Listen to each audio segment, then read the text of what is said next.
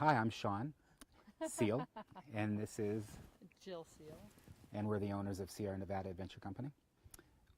When we started selling kayaks, we, of course, we had to stock stuff, and we needed a lot of room for kayaks. So, and to think of our 35 local firefighters that are down there helping with this, as well as our CAL FIRE team. And so if we could raise, eventually we had to have a location. And Supervisor Andal, if you could lead us. The motto that we're working under right now is that we're just to the flag of the United States of America and to the republic for which it stands, one nation, under God, indivisible, with liberty and justice for all.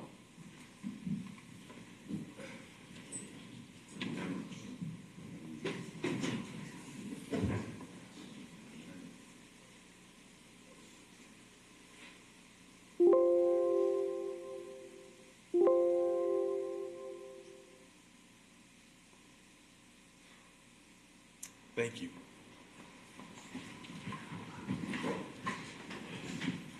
So, Madam Clerk, we are actually going to be doing our closed session agenda at the end of our meeting. So, Madam Clerk, if we could read out the closed session agenda now, so if we know that there's any public comment. Yes. Item 1, pursuant to Government Code 54956.8, conference with real property negotiator Marcos Munoz, potential purchase price and terms of payment for APN 042015032, negotiating party Jim Harryford. Item 2, pursuant to Government Code 54956.9D2, conference with legal counsel, anticipated litigation, one case, significant exposure to litigation. Item 3, pursuant to Government Code 54956.9D2, conference with legal counsel, anticipated litigation, one case, significant exposure to litigation. Item 4, pursuant to Government Code 54956.9D1, conference with legal counsel regarding existing litigation, County of Calaveras versus Tuscarnia Ranches Limited Partnership et al., Calaveras County Superior Court Case Number 20-CV45113. Thank you. Is there any public comment regarding any of these items? And any public comment online? There is no online public comment. Thank you. So just to reiterate, we will go into closed session at the end of our regular meeting. And well, sorry to interrupt, Chair. We'll report out at our next regular meeting. Correct. So we'll move down to the election of chair and vice chair, and I'll bring it to the board for any discussion.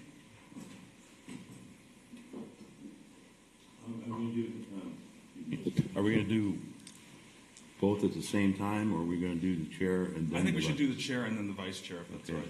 right. I will nominate Martin to be the chair, since he's vice chair last year. I will second that. Thank you. Do I bring it all to the board then, or is it a roll call? That's Just public comment. Public Oh, comment. sorry, public comment. Any public comment online? We have no online public comment. Okay, I'll bring it back to the board. All in favor? Aye. Aye.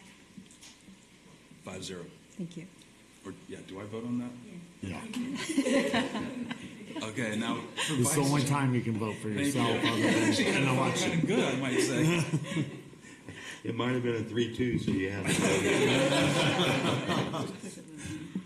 And now for vice chair? I'll nominate Ben. I'll second. All in favor? Oh, sorry, public comment? Any public comment online? We have no online public comment. Thanks, I'll bring it back to the board. All in favor? Aye. Aye. Accept. Perfect. Thank you. We'll move on now to staff announcements. Staff announcements. This is a time for county staff to provide updates of upcoming county events that may be of interest to the public.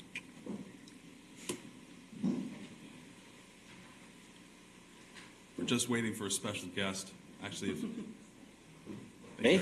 Yes, there you go. Quick announcement just tonight, Valley Springs, Genuine Veterans Hall, 5:30 p.m., Cosgrove Creek Town Hall. I was going to tell everybody it was a free concert to get people to show up, but I think we'll have plenty. So that's it. Thank you.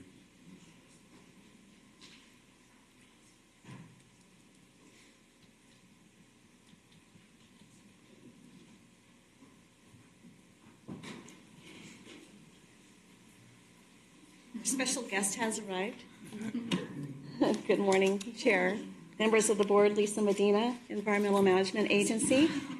Animal Services is very happy to announce that starting today, we'll be bringing adoptable animals to be presented at our board meetings. If we do have a sweet, lovey pup to bring, or a cat, or maybe even a rabbit. We are very grateful for this opportunity and would like to thank the board, administration, and our animal service and volunteer teams that are making this happen. With that, I'd like to introduce Ace. This is Ace, and this is Shauna, our animal services human. She's not up for adoption. She is priceless, and we are keeping her. Yeah. So Ace, you can put it on. Ace is a tricolor mix Australian Shepherd, and he is estimated to be about 1 year old and around 36 pounds. He is a volunteer favorite. When we first got Ace, he was underweight and full of stickers, so he was probably on his own for a little while. He was timid the first day, but now begs for attention. Ace is an excitable, high-energy dog who needs a job. He bonds quickly, gives lovey hugs, and is eager to please. He is still learning his manners and enjoys his walks. Ace has been great with other dogs, big dogs, small dogs, male dogs, female dogs, large and small. A meet and greet is required if you have another dog. Our dog volunteers gave over 596 hours of their precious time, and our cat volunteers gave 100 hours. If you are interested in Ace, you can call us at 754-6509 and check him out. Again, a meet and greet is going to be required if you do have another animal. So we're hoping that, oh, Ace is right at home. Looks like Ben will be taking Ace home. So, this is, oh yes, okay. Anyhow, so we just want to share a little bit about animal services. We're really excited about this opportunity. Thank you again, Supervisor Hubbardy, for allowing us to do this, and thank you, board, for also allowing this to happen. It really means a lot to us, and we were going to bring Tito, or I still can't say it, Tito, a little Chihuahua, but he got adopted. And I was on the hunt for a little Valentine sweater for him, but we're very grateful he got adopted. So with that, this is Ace, and again, we're keeping Shauna. She's our fantastic animal service human. She's one of our animal care specialists, and she rocks her job. So very grateful for her. And that is all we have. Thank you, Lisa. Thank you, Sean. I was going to, speaking of dogs, I was going to give a shameless plug to Sal Manna, and he turned up today, so that was totally unplanned.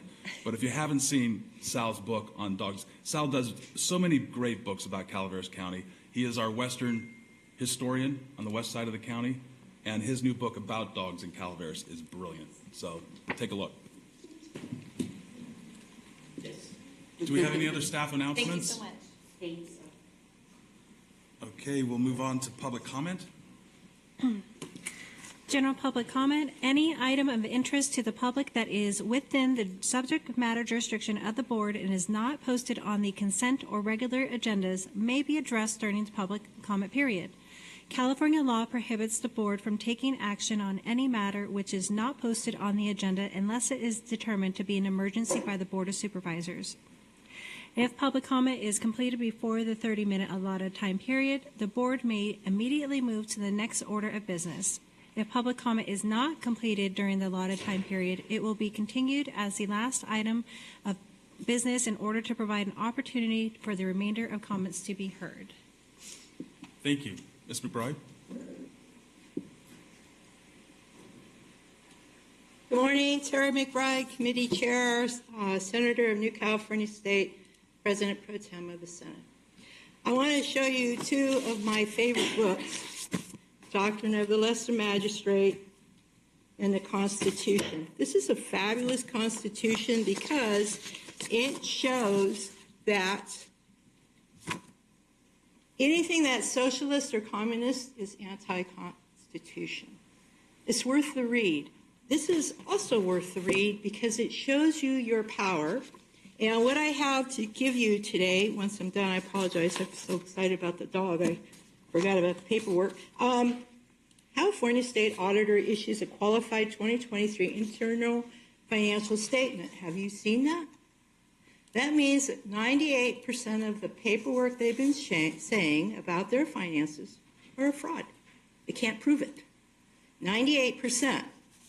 And then included with that is an article by our governor saying that he unveils balanced California budget proposal would not include any deficits. So once again, he's lying. This is the same man that told you to go to electronic and mail-in ballots. This is the same man that told people that they must wear masks, that had to socially distance, had to close their business. We haven't recovered from that.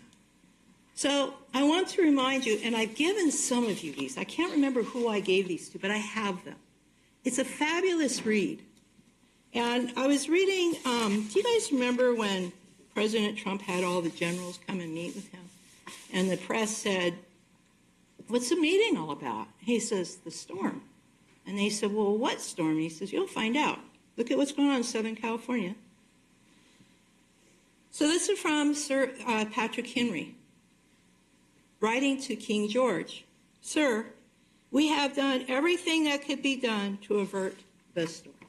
You think we're in it now? I do. Also, I want to show that next on February 1st, we will be at the county library. We are having hearings. Now, these are called citizens hearings, but we'll have the legislature of New California here. I welcome you. We're all going to be working together. And I know in your heart of hearts, you're constitutionalists and you're patriots. I know it. So I welcome you to come to this. And then Paul, our president, the person that's put this all together and is talking with Trump's team, he's well aware of what we're doing. Notice he's been talking to 51st State. He'll be there. And so you can ask questions as Board of Supervisors. And I think you'd be really interested in the answers that you'll receive. Anyway, if you would like this, let me know. I'm happy to let you have them. I'll hand these over to you. Congratulations to those that won. I wish you only the best. I pray for our country. I know we're going to come out on this. Thank you so much. Mr. Butner. My name is Christopher Butner, publisher of Calaveras 2026election.com. This first regular meeting of the newly composed Board of Supervisors represents an orchestrated stress test by the four incumbent supervisors of Supervisor Andal's susceptibility and willingness to join her four new colleagues in their established corrupt voting bloc and pattern. CEO Hitchcock, thus far, you have been largely spared from my interrogations. This is partly because your Board of Supervisors has provided a perpetual flow of malfeasance, and it is partly because you've been given fair and ample opportunities to put your stamp upon this government as you near completion of your second year of service. As an observant citizen, my 2-year grade of your performance and your demonstrated competence in the role of CEO is a D- and plummeting.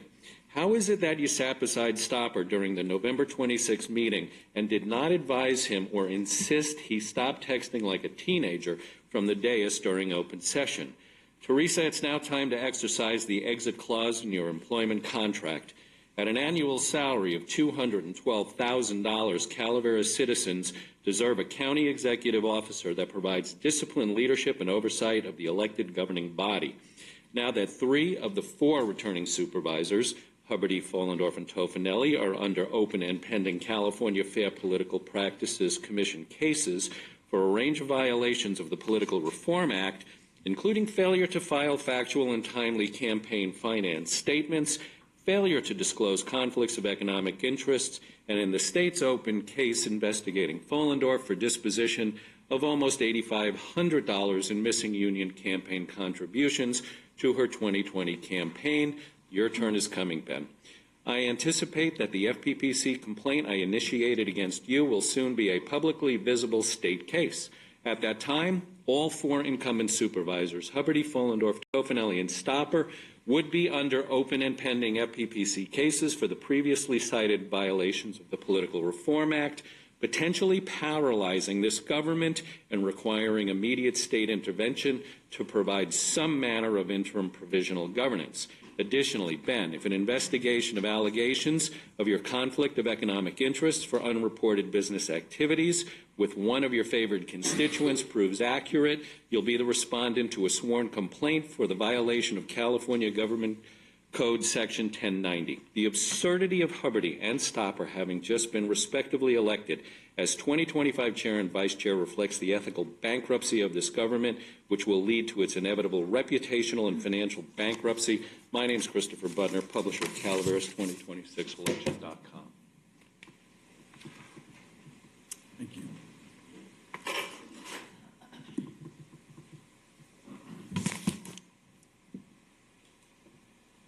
Good morning, Board of Supervisors, newly elected Chair and Vice Chair. My name is Armando Valerio.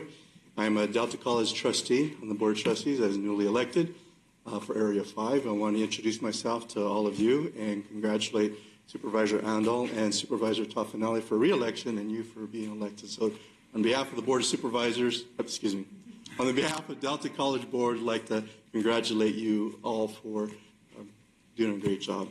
A couple of other things, just to get a little bit of background on myself.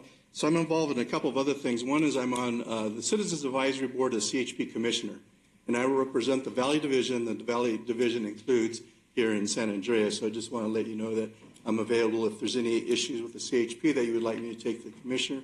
We meet on a quarterly basis, and there's 8 divisions within California for the CHP, so I attend that on a regular basis. The other thing also is my other hat is I work for San Joaquin County Public Health.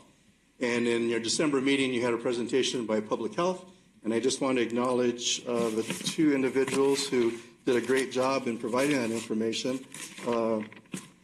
Ms. Rodriguez and Ms. Graham. They did excellent, and it's interesting because we do the community health needs assessment, so it's very interesting to see the differences or the similarities between both our counties. On the presentation, just one little note of if it could be changed. It noted Delta College, and it said it was, I think, 55-mile radius, but it said in Modesto. So if it could be stocked, it could be placed in there. I appreciate it. But again, thank you very much. Thank you for the opportunity to speak in front of you. And if I can be of assistance from the Delta College perspective for this area, please let me know. Thank you. Thank you very much. Is there any more public comment?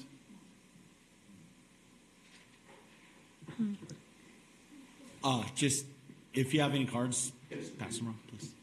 Great, thank you. Any comment online? No, we do. There's no public Of course, there's no comment public online. comment online. Thank you. So we'll move on to the consent agenda. Consent agenda. Consent agenda items are expected to be routine and non-controversial. They will be acted upon by the board at one time without discussion. Any board member, staff member, or interested party may request the removal of an item from the consent agenda for later discussion. Is there? I would like to pull. Thank you, Miss Stacy.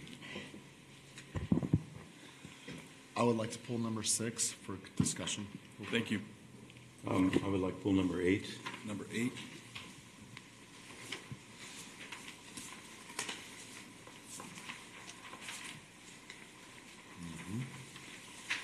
Would any member of the public like to pull anything?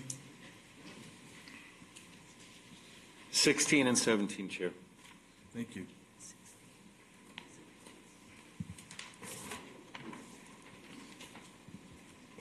Okay, well, I'll bring it back to the board then.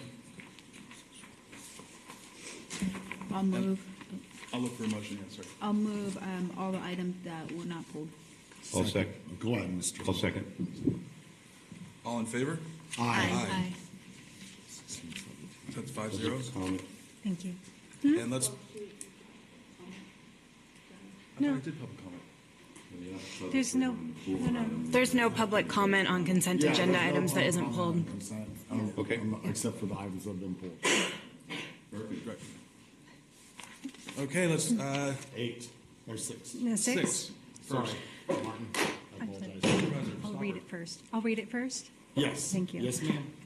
Item 6, action item, administrative office. 1, make a public benefit finding, and 2, approve a community organization district allocation to the Calaveras County Office of Emergency Services in partnership with the County Board of Education and the CHP in the amount of $5,000 for the Every 15 Minutes program. Supervisor Stopper. Yes. We just were notified that Calaveras High School's principal's leaving. I've known this since before November that she was leaving, and so did they. And Eric's been putting this together, doing all the groundwork. And I've, with the respect of the board supporting me on this, have gotten the Calaveras to pay for this.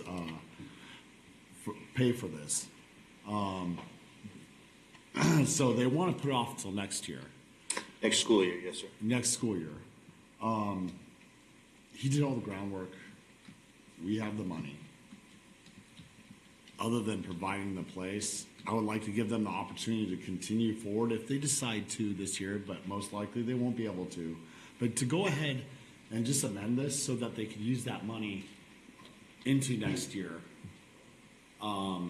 And then maybe I can catch, because I was just notified about this morning, I could catch up with the County Office of Education and maybe get them to take a hard step forward on it this year, possibly. But if we vote yes on this now and amend it so that it can be used in like a year and 6 months or whatever, or is it open-ended right now? Yeah, Supervisor Stopper, I don't believe that there's any restrictions on when the school would do the program. It's for our budget this year, of course, this fiscal year, but I'm not seeing anything that would limit them. We can re-encumber it into the next budget if it's done that way, could we not? I mean, it's a small amount, but it's a simple clerical thing. Yes, we could do that. So I think we would be fine approving it now without pulling it and redoing everything next year, and then they have the opportunity to do it when they need to, and possibly with a small push we can get it done this year. I would appreciate that very much. Super. So I'll make, unless there's public comment. I was going to say, sorry. is there any public comment regarding this? In which case, I'll bring it back to the board. I'd like to make a motion to approve this. I'll second it. I mean, I don't. Second by Supervisor Follendorf. All in favor? I Sorry, Gary, you wanted to say something. No, I just want to make sure that your motion says you encumber it for next year. If they don't, Yeah. That's a total motion that you. Well, no need to. It's open-ended, and Teresa will do that with the budget when we get to it. Just want to be totally clear. Thank you. That passes 5-0. Madam Clerk, can we read out item number 8? Item 8, action item, Clerk of the Board of Supervisors, appointment of applicants to serve on various committees, commissions, advisory boards, special districts, and community service areas. Yeah, I pulled this item. If you go down the Fish and Game Commission, I have an applicant on here, one applicant on here, and this position's been empty for a while for District 1. But now I have another application. So what I would like to do is remove the District 1 until our next meeting, so I have a chance to go over both of the application, the new application. I've already gone over this, and make a determination on which one I want to go with going forward. Is there any public comment regarding this? So we'd like to go forward as you described. Would you make that motion then? Yeah, I will make the motion to go forward on the remainder of everything on this agenda item, except for the Fish and Game Commission District 1. Perfect. Do I have a second? Second. Thank you, Supervisor. All in favor? Aye. Passes 5-0. Madam Clerk, can we read item number 16? Item 16, action item, Human Resources. Approve appointment of a candidate in the Sheriff's Department pursuant to County Code Section 2.64.645, employment of family member. Mr. Butner? My name is Christopher Budner, publisher of Calaveras 2026 Election.com. The following statement is to be entered in whole into the public record and become part of the official minutes of this meeting, with me identified by name, Christopher Butner, as having registered my opposition to the board's approval today of action item 16, Human Resources ID number 8351, approve appointment of a candidate in the Sheriff's Department pursuant to County Code Section 2.64.645, employment of family member. The agenda item discussion states that, quote, every effort was made to recruit for the position of Deputy Sheriff Level 1, Level 2, in which the family member is being employed, end quote. Every effort is a vague yet declarative and hyperbolic statement. It needs to be substantiated with hard facts and documentation for review. Otherwise, it is just fluff concealing nepotism. Prove it. Prove that, quote, every effort was made to recruit, end quote. That documentation needs to be provided for review by the 5 members of the Board of Supervisors prior to their vote to determine whether, in fact, quote, every effort was made to recruit, end quote. The agenda item discussion summary states that, quote, the candidate is an experienced lateral hire and will not have to attend the academy, end quote. In what department within Calaveras County government is this lateral hire family member currently working, and what prior experience as a deputy sheriff level 1, level 2 does this individual have that they will not have to attend the academy? That is a reasonable question to be asked and answered. What is their name? That, too, is a reasonable question to be asked and answered. Continue agenda item 16 for further consideration once the questions I presented here have been adequately and transparently addressed for the public.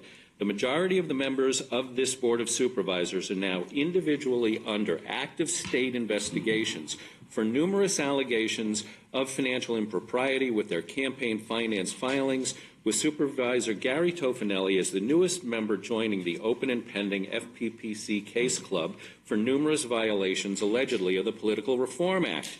This would be a good time for this board to open its eyes collectively and realize that you folks better start playing it by the straight and narrow right now. Full transparency would be a great start of this 2025 new year. Let it begin today. My name is Christopher Butner, publisher of Calaveras 2026 election.com. Thank you.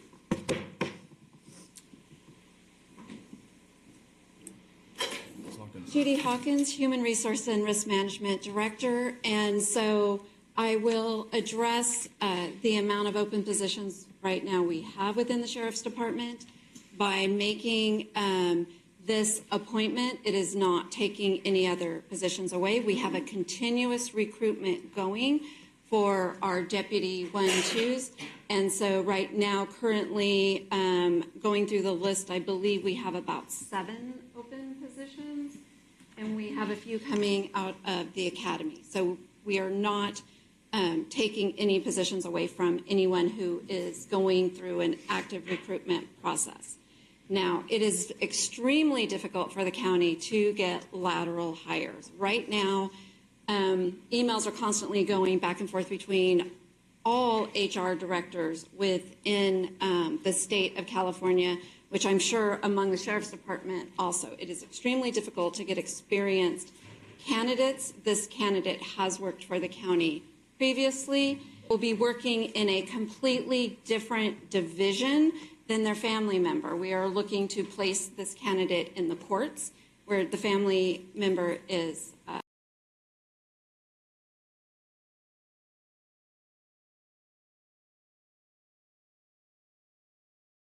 over patrol. So this is completely separate division of duties, and we have met the requirements of our ordinance. He was a successful candidate during the recruitment process. There is not any type of reporting up to the family member. And so if there's anything I've left out or the sheriff would like to add anything. Thank you, Ms. Hawkins. Sheriff. Thank you, sir. So this is a deputy that worked for us before the county, and on behalf of the taxpayers, we've already invested hundreds of thousands of dollars in his training through the field training program. He was a successful deputy. He only left employment with the county because he rejoined the military. We thank him. We supported him very much for making that decision to continue to defend our country, and he's come back and wanting to seek reemployment with us as a deputy, and we're proud and would like to have him back. Thank you very much. Ms. Whiting, this is the one we voted a couple years ago to keep the position open for said candidate. Yes, No, he was. that was some years ago. He was on an extended military leave as he went to a long-term training and then made the decision. So we had kept his position while he was gone for a long time at that training. But then when he made the decision just to completely re-enter the military, he separated employment with the county. So Yeah, yes, this is the same person. Understood. Thank you. Do we have any public comment? With that, I'll bring it back to the board. I'll move. Do you have a second? Yeah. Thank you. All in favor? Do you want to say something? Aye. Aye. Thank you. Passes 5-0. Madam Clerk, could we read out item 17? Item 17, action item, Human Resources, approve appointment of an extra hire candidate in the District Attorney's Office pursuant to County Code Section 2.64.645, employment of family member. Mr. Butner?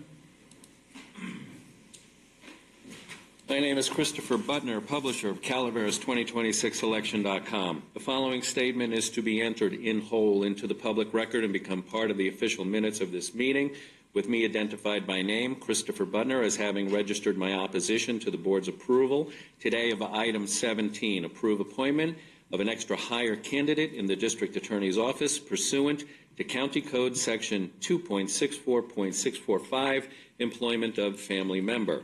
The agenda item discussion summary states that, quote, this is an urgent placement and will be filled on a temporary basis by an extra hire, end quote. Urgent placement is a declarative statement of an immediate need having arisen. Therefore, this urgency for placement must be substantiated with hard facts and documentation for review. Otherwise, as noted in my opposition to agenda item 16, it is more fluff concealing nepotism. Prove that this placement is urgent. Substantiate the urgency and the reason or reasons for it. Is District Attorney Uke under pressure to establish a public integrity unit in her office to investigate endemic Calaveras County government corruption? Is this urgent placement in response to District Attorney Uke having numerous new sworn complaints filed in December against her and her office with both state and federal law enforcement agencies for negligence of oath of office, breach of the public trust, quid pro quo corruption, selective law enforcement, civil and constitutional rights violations, as well as abuse of discretion?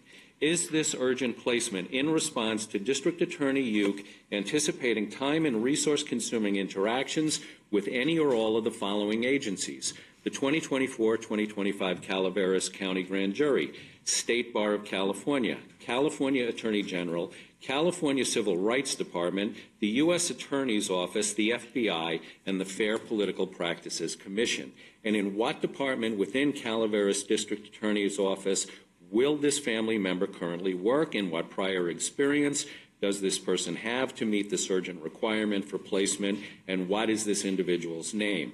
All are reasonable questions that need to be transparently answered. Continue agenda item 17 for further consideration once the questions I presented here have been adequately and transparently addressed for the public. As noted in agenda item 16, this would be a good time for you folks to realize that you better start playing it by the straight and narrow right now. My name is Christopher Butner, publisher of Calaveras 2026election.com. Ms. Hawkins. So this particular candidate, we are bringing in on a temporary basis. The DA's office has new requirements that they have to meet regarding blind charging.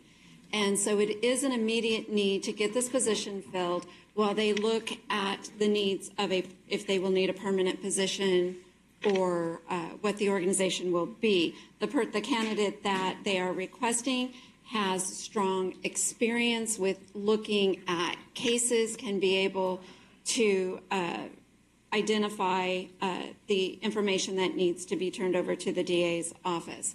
And so while this is an extra hire, but because there is a family member in the department, we are bringing it forward for transparency.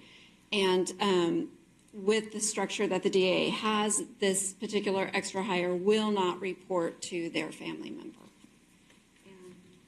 And I will let Brad add more information. Morning, Brad Jones, Assistant District Attorney. This is in response to a new law that went into effect January 1st of this year that requires prosecutors in the state of California to charge on what's called a race-blind charging basis. That process requires reports to be redacted. Our system does that automatically, but staff need to select which reports go in there, which cases are exempt, which cases qualify, and that takes a lot of experience. This candidate has a career of experience in the state of California in the criminal justice system, and that experience will be extremely helpful, and we're very lucky to have this opportunity. As we're figuring out how this goes, hopefully the process speeds up, but it takes a lot of resources to comply with this new law and get the system going. And we're rolling it out now, but we could certainly use the help. And the relationship is to another extra hire employee that also had a full career in public service here in Calaveras County that is working as a retired annuitant. So if you have any questions, I'm happy to answer them. Questions? Thank you, Mr. Jones. Thank you. Just reconfirm that this is a temporary basis until we can fill it and stay legitimate with the state law until such time we find someone that. Absolutely, and if it needs to be ongoing, then we would probably open up a recruitment to fulfill that need on an ongoing basis. Thank you. Thank you. Yeah. Are there any other public comment? With that, I'll bring it back to the board. I'd like to make a motion. With this motion, I'd like to say that, with all the things that were said here at the podium, I think that we should have definitely, the protest on, but when it comes to all the allegations of malfeasance or whatever, strike that from the public record because I didn't hear any proof. The burden of proof said I don't think that should be part of the public record when it comes to the minutes of the meeting. I'd like to strike that as the board. That's my motion. Do I have a second? Sorry, Supervisor Stopper, I think that the full public comments do need to, it doesn't obviously mean that any public comment on any given day is true or not true, but they do need to be included in the record as delivered. Okay. With that, then just a motion to move forward. Do we have a second? Okay. Second. All in favor? Aye. Aye. Passes 5-0. So we'll move on to our regular agenda. Madam Clerk. One thing really quickly. Oh, sorry. Sure. Sorry. Oh.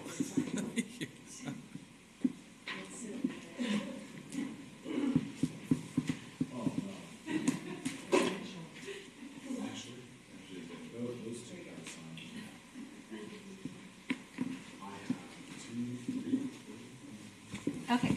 Okay, now let's move on to our regular agenda. Item number 23, Madam Clerk. Yes. Item 23, action item, Clerk of the Board of Supervisors adopt the 2025 Board of Supervisors meeting calendar, and I can bring that up to share.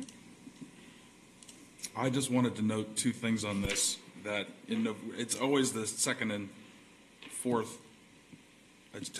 Tuesday of the month, except for November because of Veterans Day. It's and also CSAC. And CSAC is actually in December this year. Oh. Yeah, so it doesn't conflict. The only other thing is that we only have one meeting in December. So that November doesn't follow suit. In December, we only have one meeting. Is there any other comment regarding?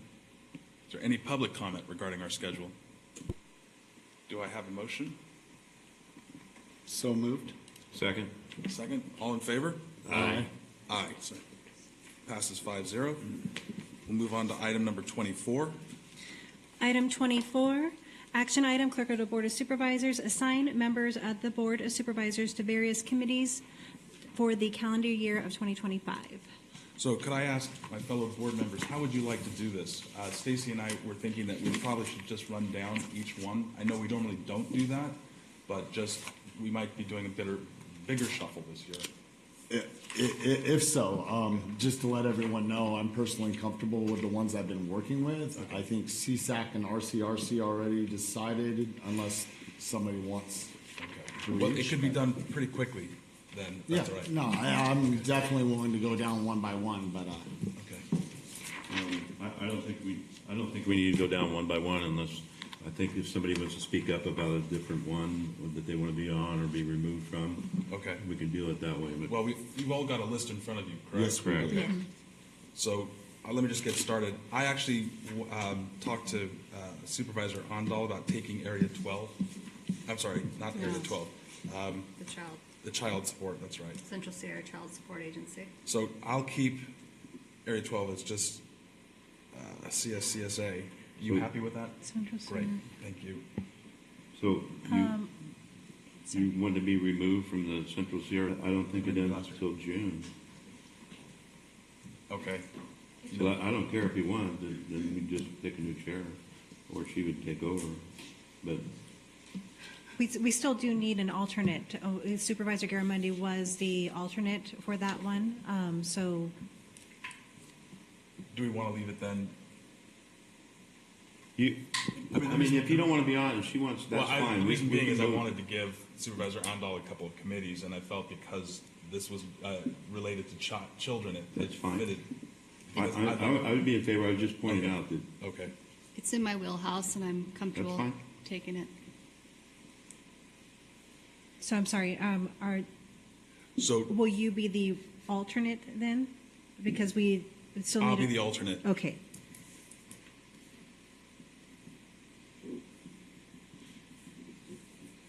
So if we run down, I have one, and this is, I wasn't thinking about it, not you, Stacy, but the other Stacy might kill me. I'm open just with my changes during the day, since it is a day meeting. If you are comfortable, I'm okay with giving up CMCAA, with adjusting my schedule with how I've got things going on at home right now. But if not, I can make it work. But I'm willing to switch if to get off that to free up my scheduling. That's a quarterly? Yeah. Quarterly, so it's 4 times a year? Yeah, it's 4 times a year. It's unless 4 times a something year. happens. Yeah. that's a good committee. It is a good one, and I'm trying to rearrange my daytime activities right now since things have changed a little bit. So if I could just confirm then, the Calaveras Amador McCullough River Authority is Autumn. The Debt Advisory Committee would then be Autumn as well. And the McCullough River Association is Autumn. Then Fallendorf will be RCRC Golden State, Finance Golden State Connect, Environmental Services. Yes. I would like to take Sierra Nevada Conservancy, Okay. unless anybody else has any. No, you've been the alternate. And Do you then, want me to be the alternate on it? that'd be great.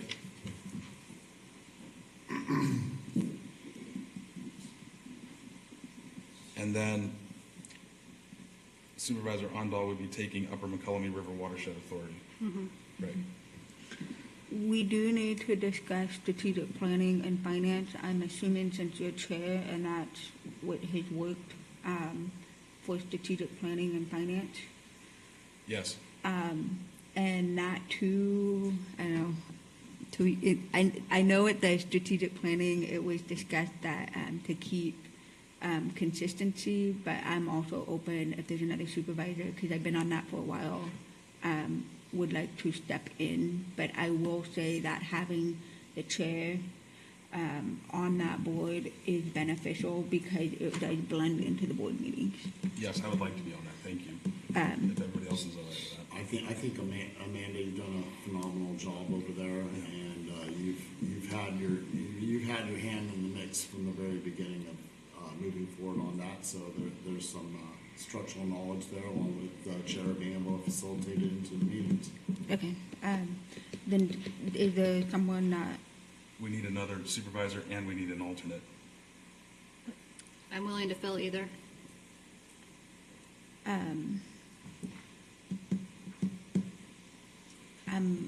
So should we put, I mean, I get, and that's what we talked about at the meeting last time when Jack was there, was to keep the consistency.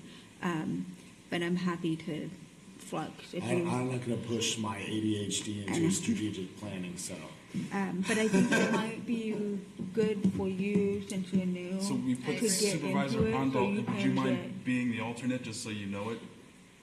And then we can adjust it later in the year. Can we always adjust it? Of course, Yes, absolutely. absolutely. Okay, so let's do that, and then we can adjust it and kick it off for the year, get in a schedule with staff so it's not too much of a turnover. And then maybe halfway through the year, we can talk about So changing it. just so I'm clear, it will be Supervisor Huberty and yourself as the board reps with Supervisor Andal as the alternate? Correct. Okay, thank you. So we need just to make sure that for LAFCO, the alternate, are you happy being the alternate for LAFCO?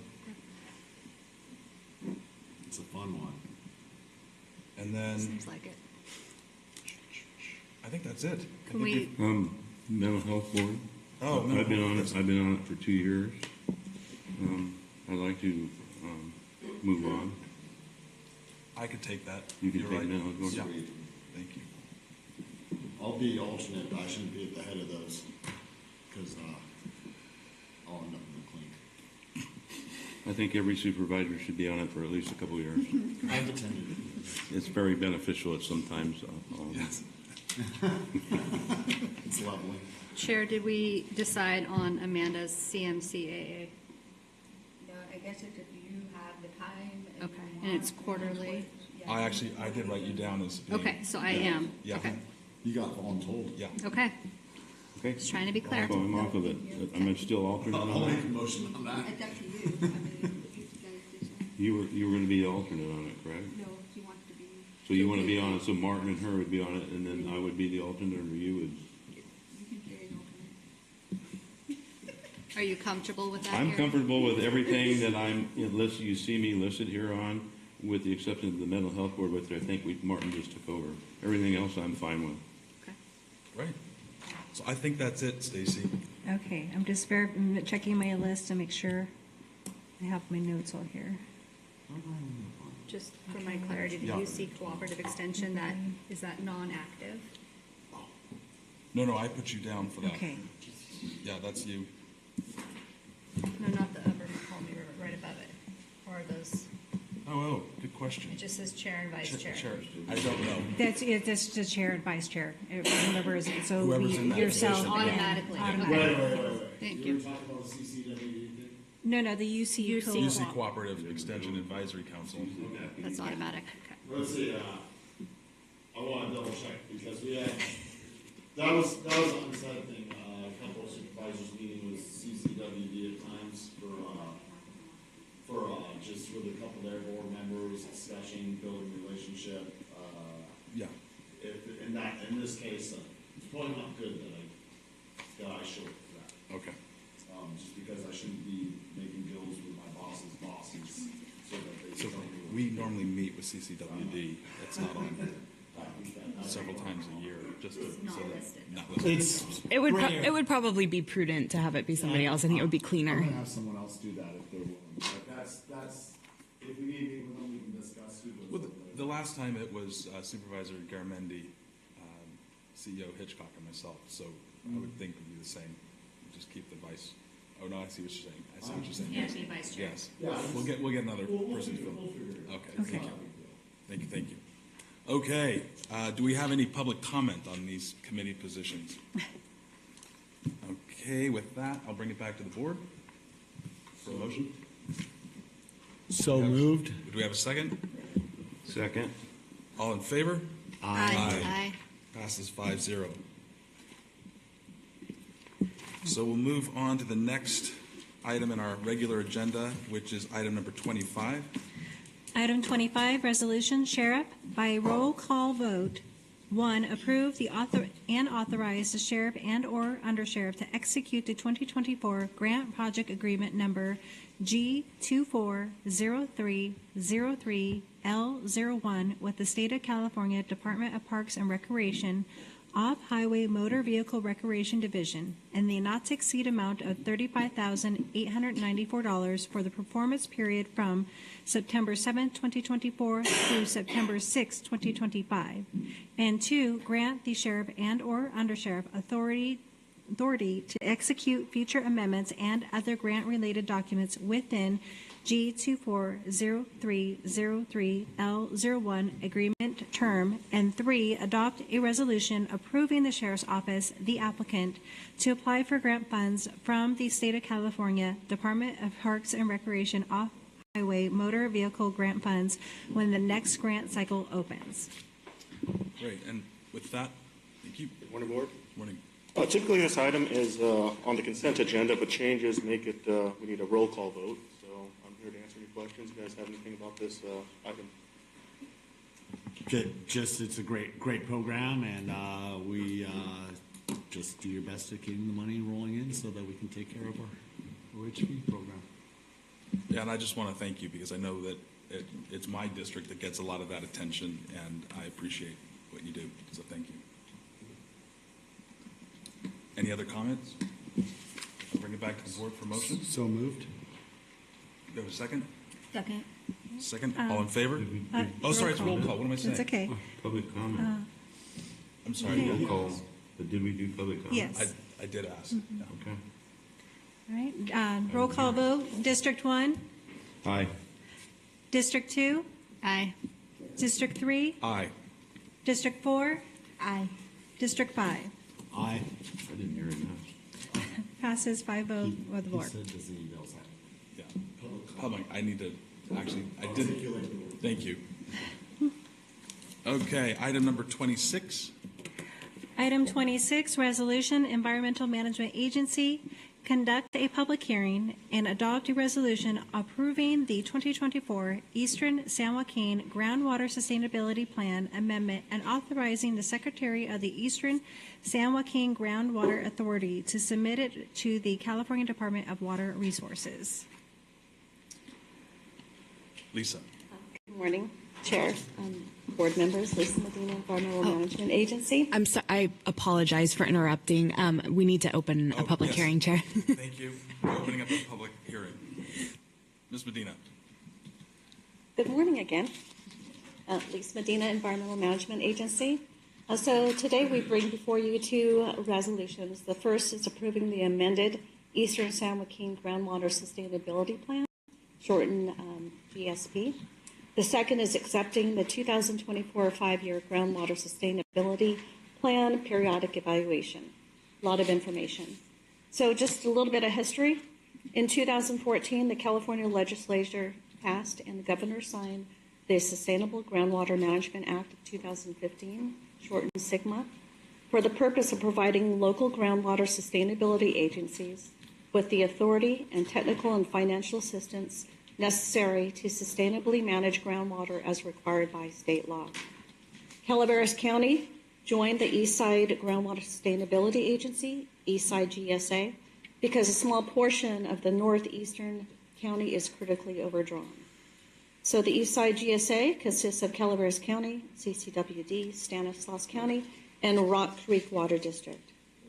The Eastside GSA joined with 15 other GSAs overlying the Eastern San Joaquin Groundwater Basin to form a larger JPA known as the Eastern San Joaquin Groundwater Authority to share resources, preserve existing groundwater, and to help recharge depleted aquifers and basins to levels approved by the state.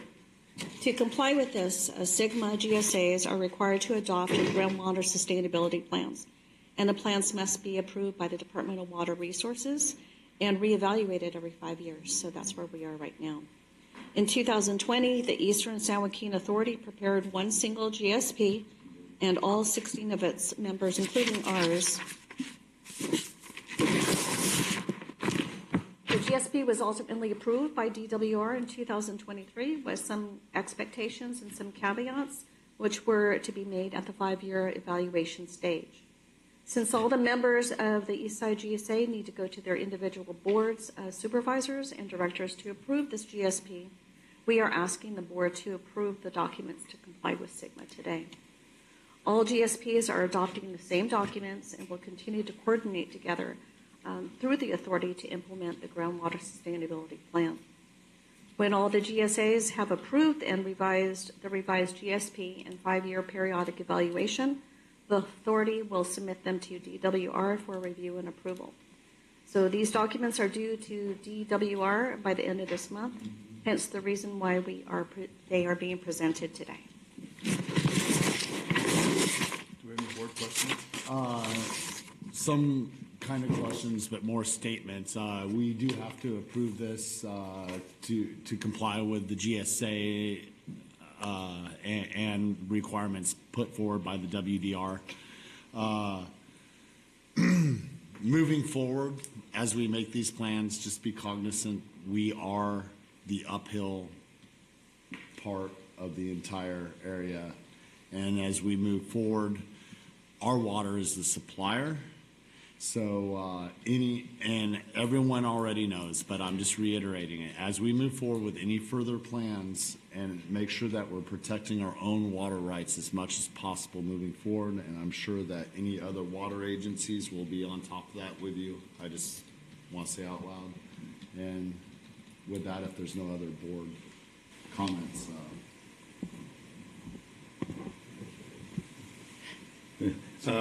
Actually, this plan and this GSA that we belong to only really covers the western end of the county, and it comes up towards the Valley Springs area. A little bit of Valley Springs PUD is involved in it. Most of the water being used, this is groundwater. This is the Sustainability Act. Is actually in San Joaquin County because of all the orchards that they have. They just draw that water, and we're providing, as Ben said, most of all that water that comes down because we're the upper it goes down there. But it's not the entire county. It's just the western end of the county that this we required for this protection plan. And this is, we did adopt a plan earlier, but the state adopted it, but they came back with some requirements so this is actually a revised part of it, what the state wanted us to put into it. And that's why it's coming back to us now. It will come back again in 5 years because we have to show during the course of the 5 years how much the groundwater either dropped or rose because of the plan, and then adopt that plan adjusted to that to keep the sustainability of that water at a certain level. So that's the whole gist of the thing. Yes. Hugely important.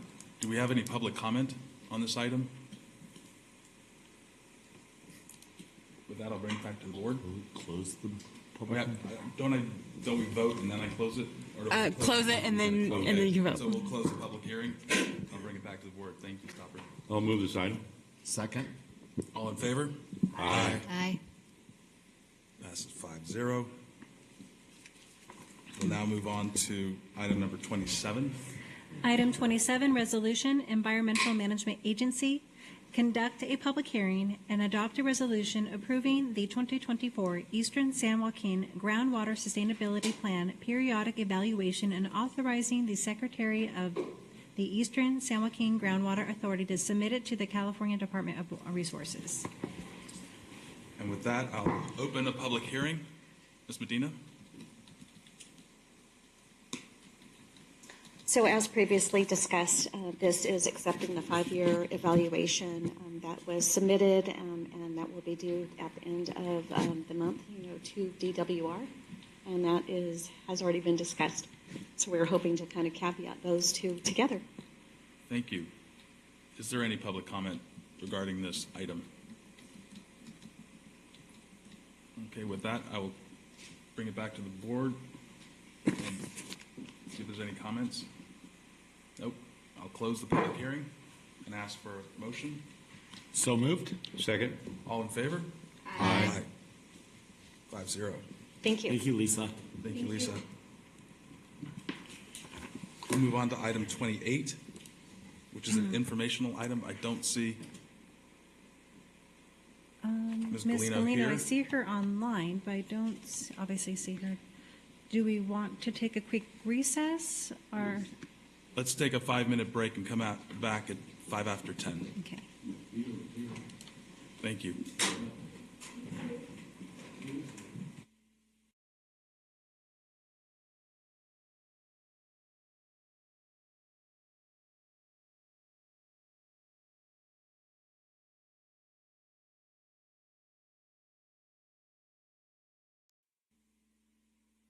Hi, I'm Sean Seal, and this is Jill Seal. and we're the owners of Sierra Nevada Adventure Company. When we started selling kayaks, of course, we had to stock stuff, and we needed a lot of room for kayaks. So our home and our garage was the back stock for my pickup truck, and eventually we had to have a location, and that's when we opened our store in Sonora. The motto that we're working under right now is that we're just trying to have fun, and that goes for among our staff. We really enjoy each other's company, and we choose to recreate together. And also with our customers, we try to have fun with them too. We try to communicate our passion for the outdoors, and I think I can speak for my staff as well as my wife that, we feel privileged that our customers support us and give us the freedom to have a business that is not only appreciated by our customers and our employees, but we appreciate as well. Every morning I get up thankful that I believe in what I do, and that it's adding something to our community. And it's never lost on me that without our customers it wouldn't be possible.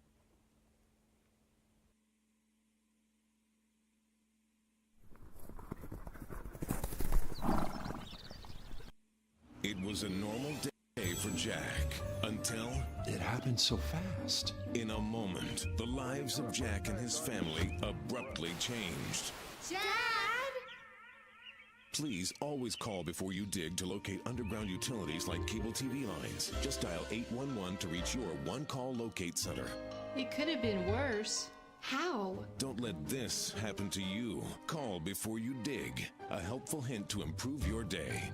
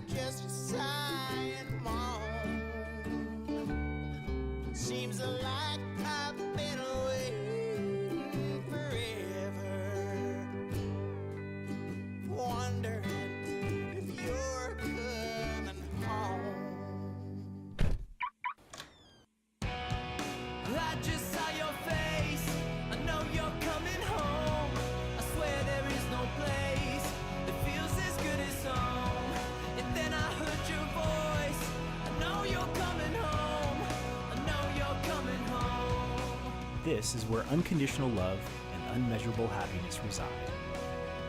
This is home. Coldwell Banker, where home begins.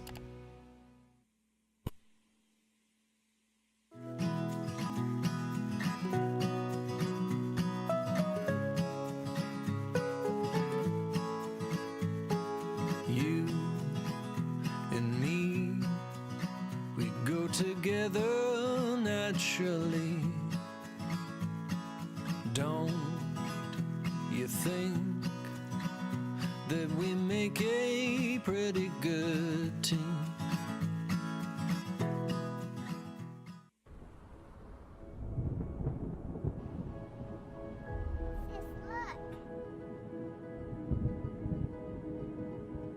It's easy to shrink into your own little world. Especially these days. Especially at this age.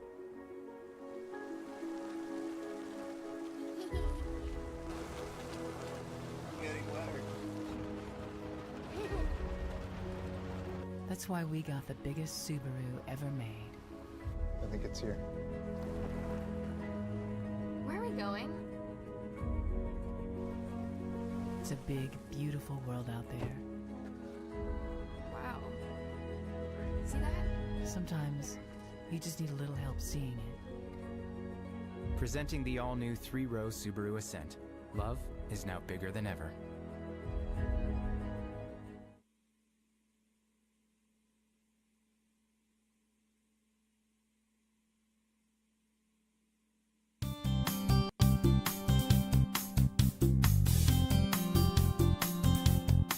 At Fox Security, we keep your family and your business safe. Family-owned and operated, our highly trained staff provides quality installations, service, and support to our customers.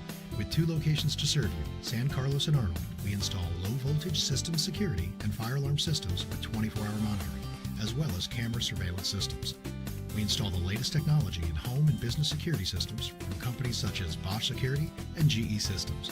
We'll customize a system to fit your needs. And in addition to keeping your home safe, we also offer telephone, intercom, and whole house audio and theater systems as well. One call to Fox Security and Communications and you'll have peace of mind for life. Call us today for a free estimate at 650-631-7297 or toll free at 800-393-2629. You can also visit us online at foxsecurityinc.com.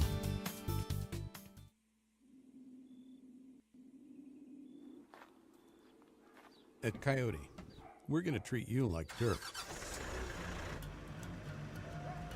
Because we hold dirt in the highest regard.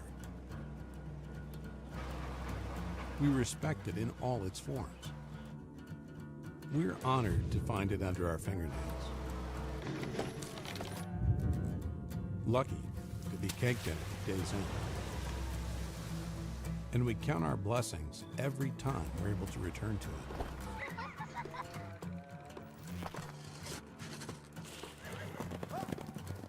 We come from dirt. It is the great equalizer. It keeps us humble, honest.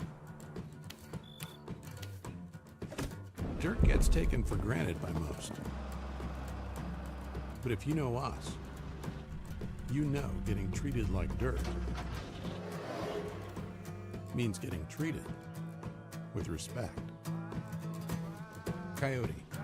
We dig dirt.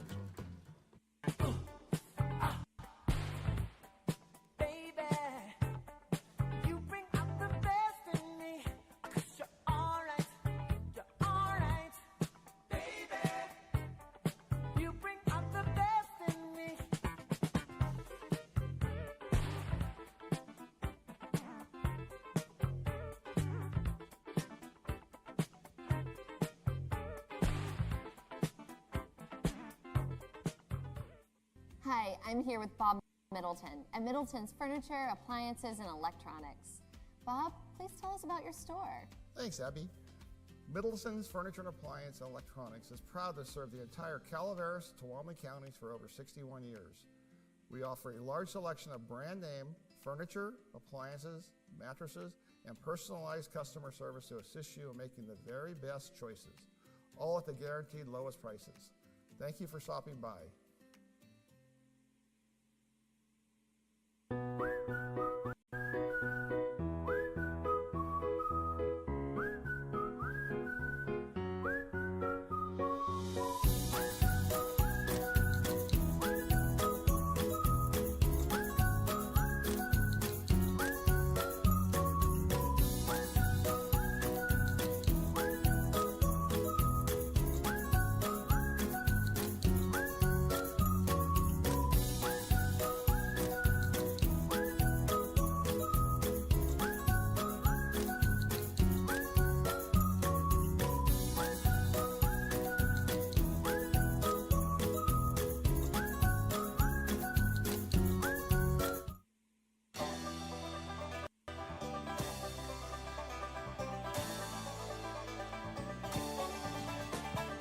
Eastbound and down, loaded up and trucking. Are we gonna do what they say can't be done? We've got a long way to go and a short time to get there. I'm eastbound, just watch no bandit run. Keep your foot hard on the pedal, son, never mind them brakes. Let it all hang out, cause we got a run to make. The boys are thirsty in Atlanta, and there's beer in Texarkana, and we'll bring it back no matter what it takes. Eastbound and down, loaded up and trucking.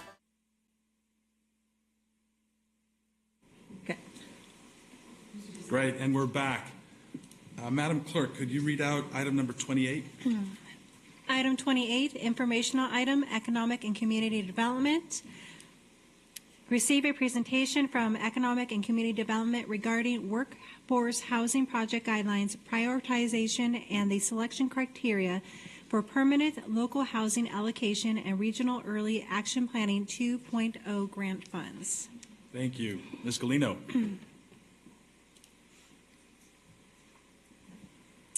Good morning, Chair Hubbard, Honorable Board of Supervisors, Kathy Galino, your Economic and Community Development Director. And today we have some exciting guidelines and information regarding both our PLHA and our REAP 2.0 funding for workforce housing development. And I'd like to bring that up.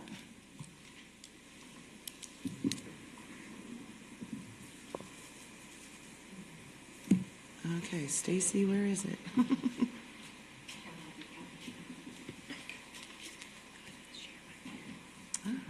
Oh, come back. Share up. And you click on your device. Awesome. There you go.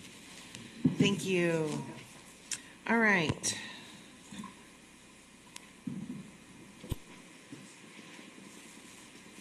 Put it into mode. There.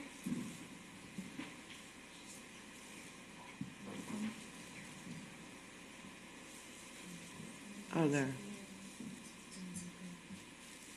Ta-da. Awesome. All right. So this is a program that is in collaboration with Economic and Community Development Planning, the Administration Office, regarding some of our funding for workforce housing development through California Housing and Community Development, HCD. We have some programs that we work in collaboration with HHSA on, primarily the Down Payment Assistance Program and the Home Modification Accessibility Program. Those programs are housed in HHSA. So we kind of have two parts of housing in Calaveras County, right? We have those that are service-based, needs-based, that are with Health and Human Services. Then we have like construction, development, and really building things, you know, for our employees and people in our community. The two grants that we have right now, which is the Permanent Local Housing Allocation and the REAP 2.0, or Regional Early Access Planning, Action Planning, total about $2.4 million. So it's not a lot, but it's, I believe, something that we can really make something happen good in our communities. The board has directed staff to look at targeting workforce housing and households that are between 80 and 120% of area median income, which covers a significant portion of this county. So we're looking at targeting home ownership. So we could build rentals, but what we're looking at is actually giving opportunity for our workforce to have housing to purchase. They can use the down payment assistance program. They can use other opportunities in our community for becoming a homeowner. Then opening up some rentals for other people to come into the rental. So it's kind of a moving forward, backfilling, moving forward.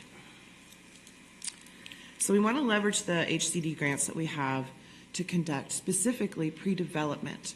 So these are things like obtaining land entitlements, doing cultural and environmental surveys, all the things that can bog down a developer when they're trying to build housing.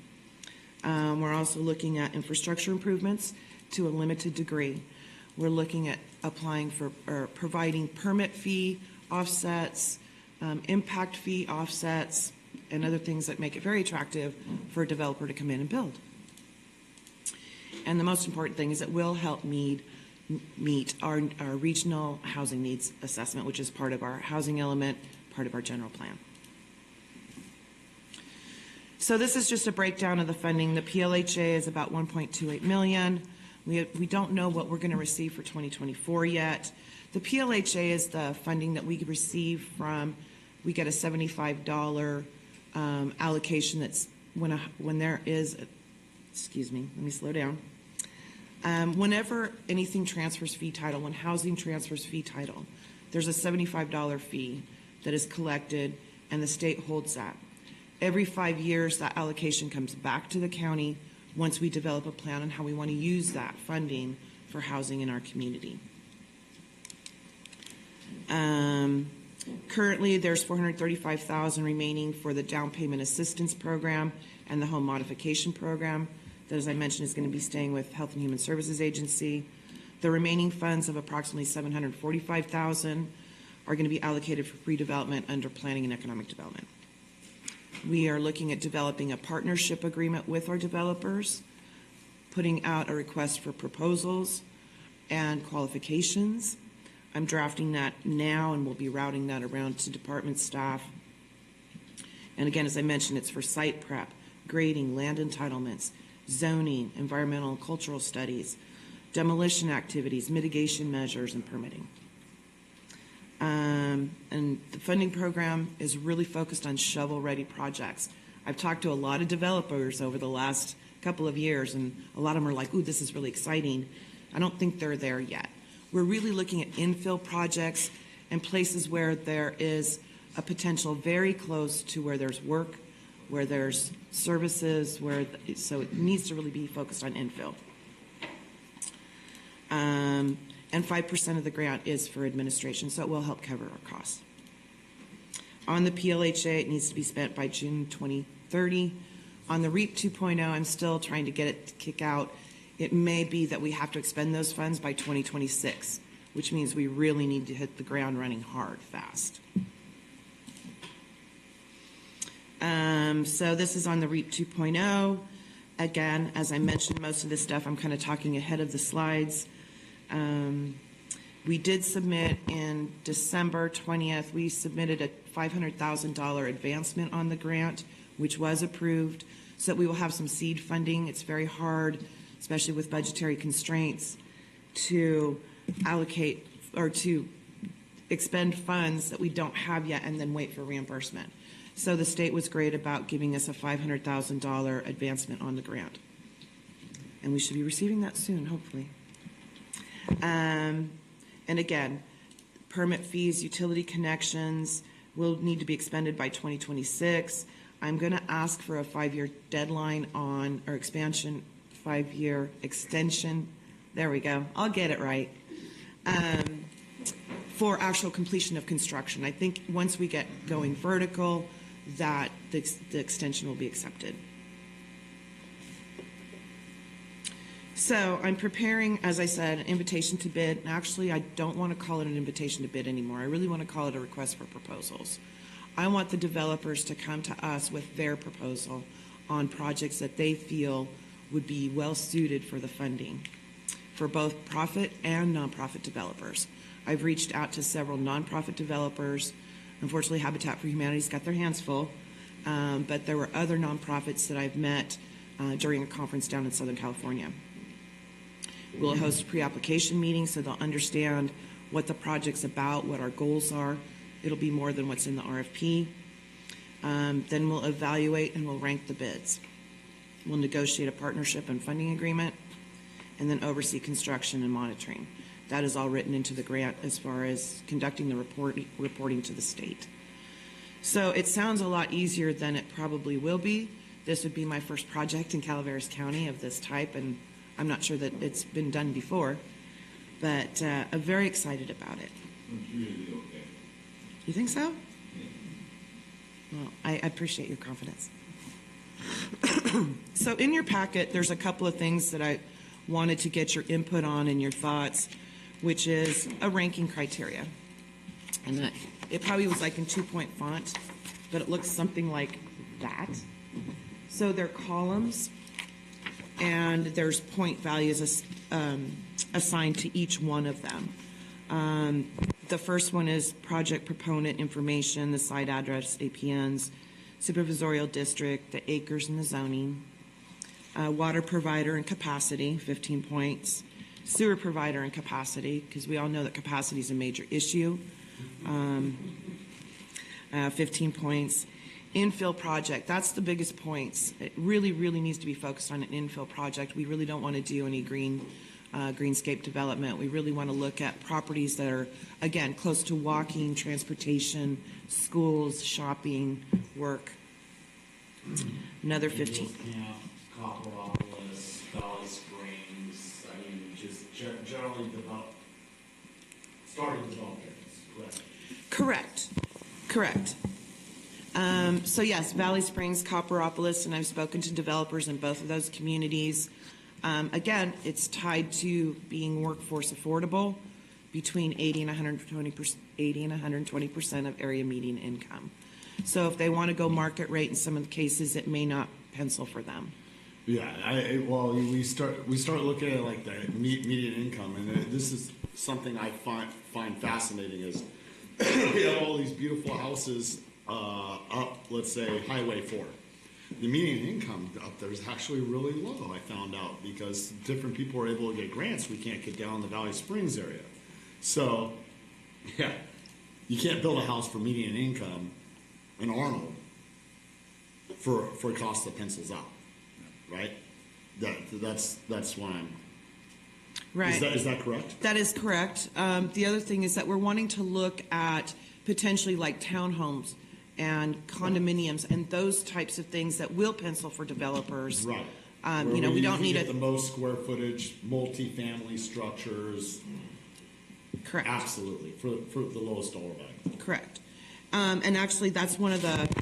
So the other thing that's key is it's walkable or it's accessible to public transportation. So we want to make sure we don't have them so far out that there's no way for them to access those opportunities. Then there's the number of units. So each unit, 1 point. Square footage of units. We do have, what's really nice, we do have pre-approved plans now at the building department, which are fabulous. They're up to 1,200 square feet. So that may be an option to, again, also save and leverage funding for our developers. Number of bedrooms, a 1-bedroom is 5 points, a 2-bedroom is 10 points, 2-bedroom plus is 10 points. So again, we want to make it so that, you know, families can move in, they have opportunity to grow, and then we can backfill those rentals that they were in previously with other folks. Utilizing county pre-approved plans, 5 points. And whether it meets our regional housing needs allocation. We want to make sure that we're targeting those that are in our housing element as part of our general plan. This will look very, very good for us and very good for our goals. And then the affordability. So for moderate income, it's 10 points. For low income, 15 points, and for very low, 20 points. So very low is part of the low income, and that actually puts you at right about 80% of area median income. The 120% is the moderate income classification.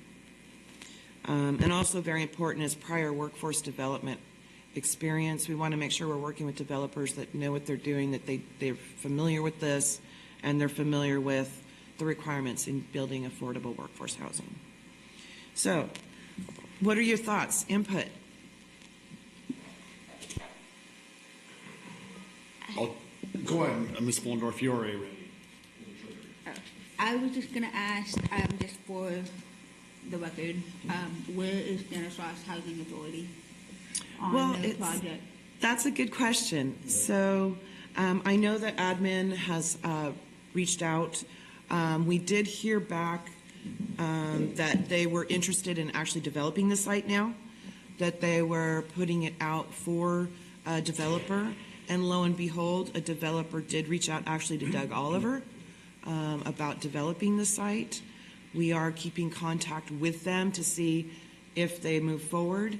They have sort of promised us that if they don't move forward, that they would then allow the county to have an opportunity at acquiring the property and potentially developing it. How will that work with the funding timelines? Because you mentioned 2026, you've got money in 2030, you know, it's kind of all over the place. So I just want to make sure, you know, we don't have a missed opportunity and they delay us if we can use these funds before expiration date to, even if it's to help them out, like, get this thing finally built. Right, exactly. So again, I know Marcos has had conversations with them. Teresa, I don't know if you've had more conversations since the end of the year.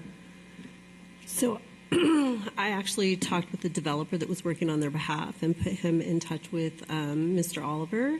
He was very interested in the utility underground and how they work on that, which I know that's one of the things that we can use this funding for. So I believe that there's a huge opportunity to help support that project. Awesome. So then I would recommend that I reach out to them and let them know this program exists and see if that helps the program pencil. Because I mean that's an opportunity that's been sitting there for so long. We really need to get it going. And it's 22 make units. Sure we're conscientious of timelines and get as fast as we can to do these kind of matching. Because the last thing I want to do is have to give the money back to the state again. I really don't want to do that. I know it's difficult in a rural area to put these development, but if people don't want to build, there's not much that we can do at this level. And then the other thing I wanted to ask is, as we're going through this, we've had in the past, I think it used to be Gay's district, now it's Supervisor Anderhall's district. We've had ideas come forward, and I want to make sure that if the community protest, I want to make sure as we go forward, we do our due diligence, so when it does hit our level, we're not dealing with, the NIMBYs of the world, that we have things, we're not wasting their time, we're not wasting our time, and, the community keeps saying we won't have these housing, and then they protest and shut them down. And so I want to make sure that we as a community outside of this boardroom understand the importance of these investments.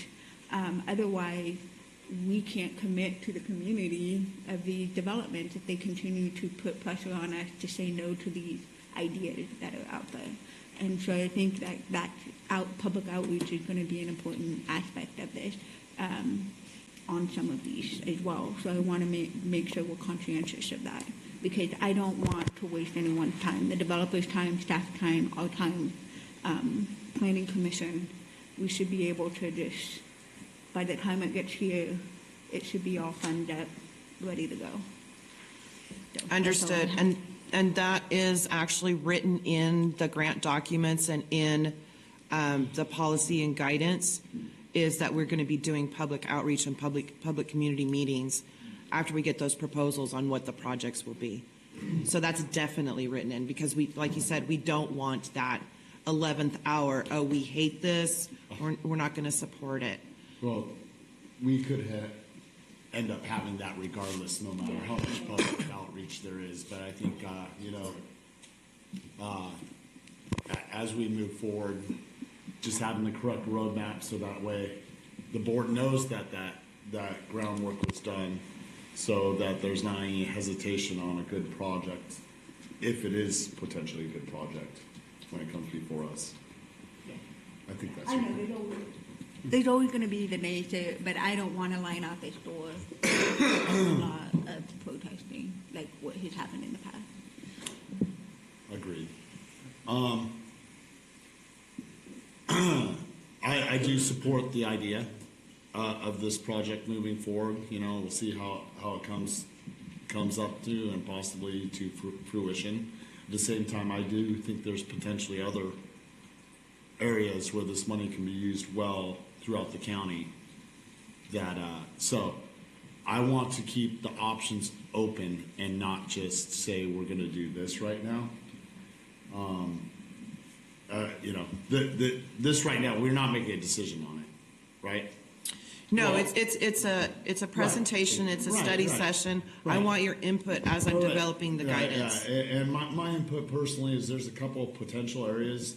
One of them being I discussed with Mr. Toffanelli in his district that just making sure that we have capacity possibly down there. That's a major hurdle for the Valley Springs area, and a couple other things taken care of down that area. And you've already talked to the person that owns the property, and I just will send them a message and just say, hey, here's the agenda item. If you're interested, contact this young woman right here because she's facilitating.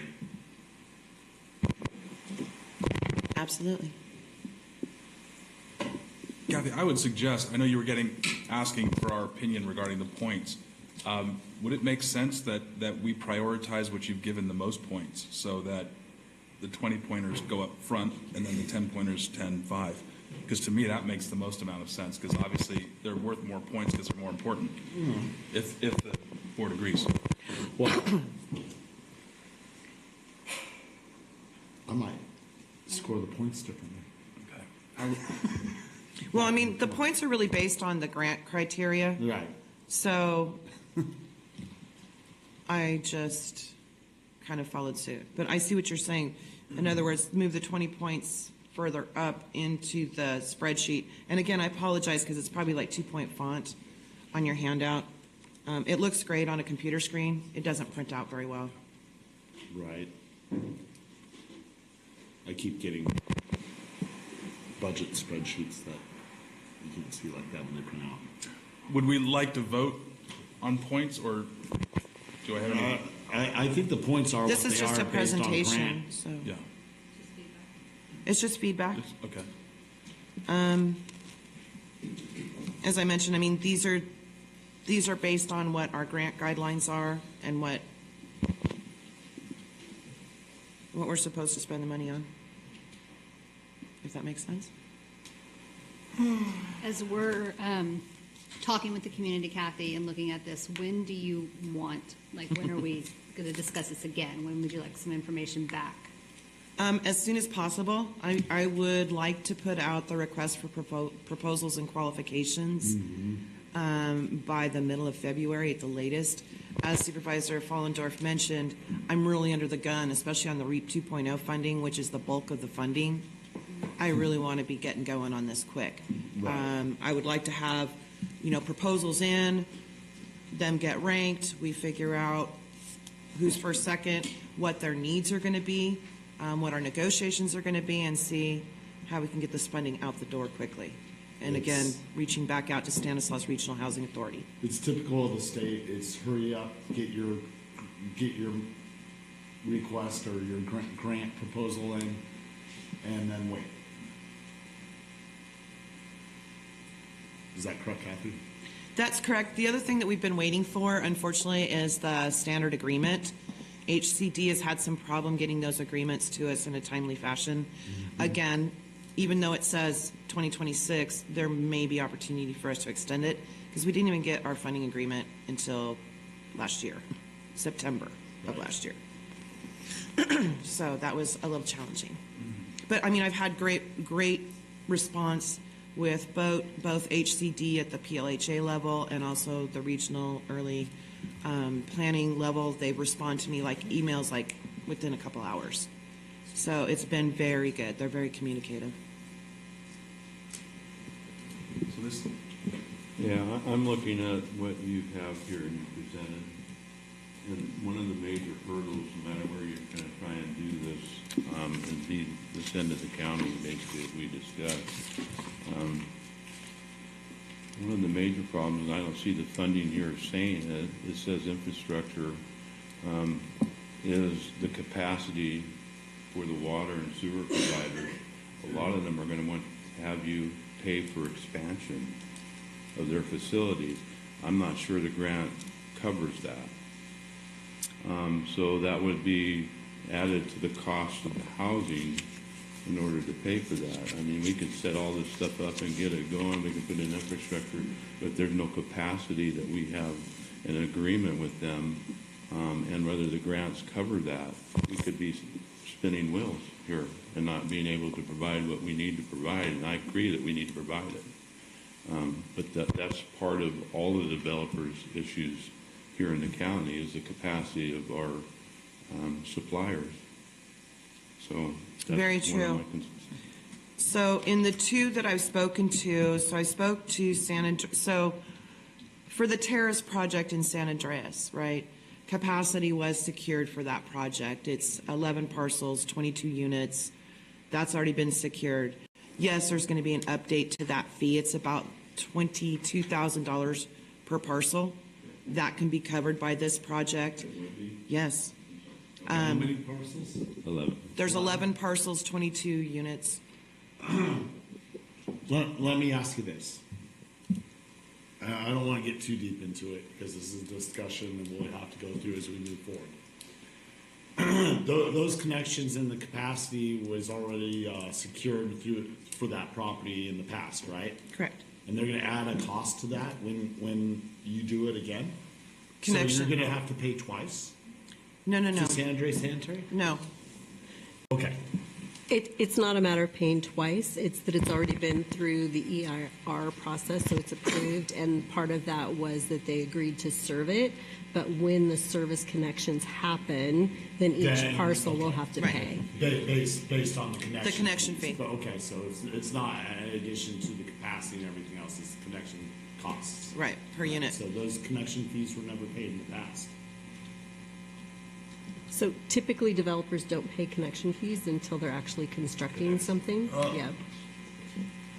And the capacity There's connections there's connections on multiple properties in every jurisdiction that have already been paid for on developable properties.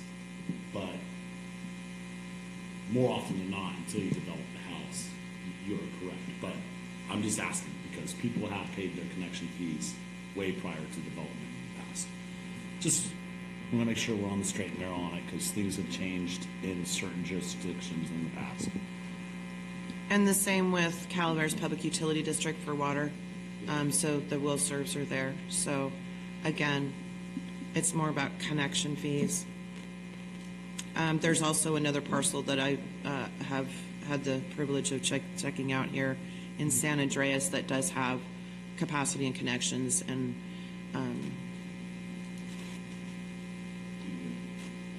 the property right over here by the old airport, is that what you're talking about in San Andreas? no, that does not. That does not have connection fees.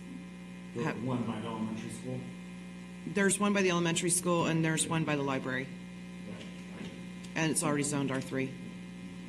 So, I mean, again, that's going to be part of the ranking criteria. Is it already properly zoned? Does it already have some connections? I mean, that's going to be part of us selecting and moving those projects forward and getting the funding out for development. It's my thoughts anyways. So then the other thing that's in your packet is, and thank you, Brett, for this, is kind of our participation request form. So this will also go into the request for proposal so that proponents know kind of what we're looking for, making sure that they have experience, making sure that they understand that this is something that is going to be regulated by both, HCD and the county. And so, as I mentioned, I'm in the process of developing the RFP and request for qualifications.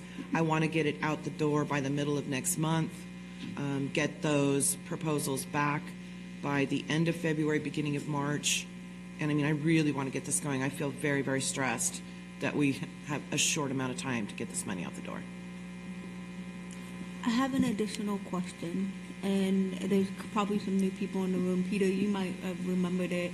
I know we used it a lot within the City of Angels when we were doing our capacity and development agreement for similar for housing. Whatever, does the county utilize the,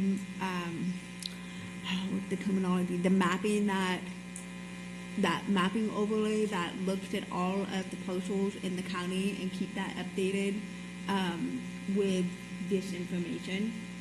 Because I know we used it at the city and it was a joint venture between both city and county to use that, but it does take staff to update that information into the database, and then you can do that overlay and hide all of that. I don't remember what the name of that mapping database system is.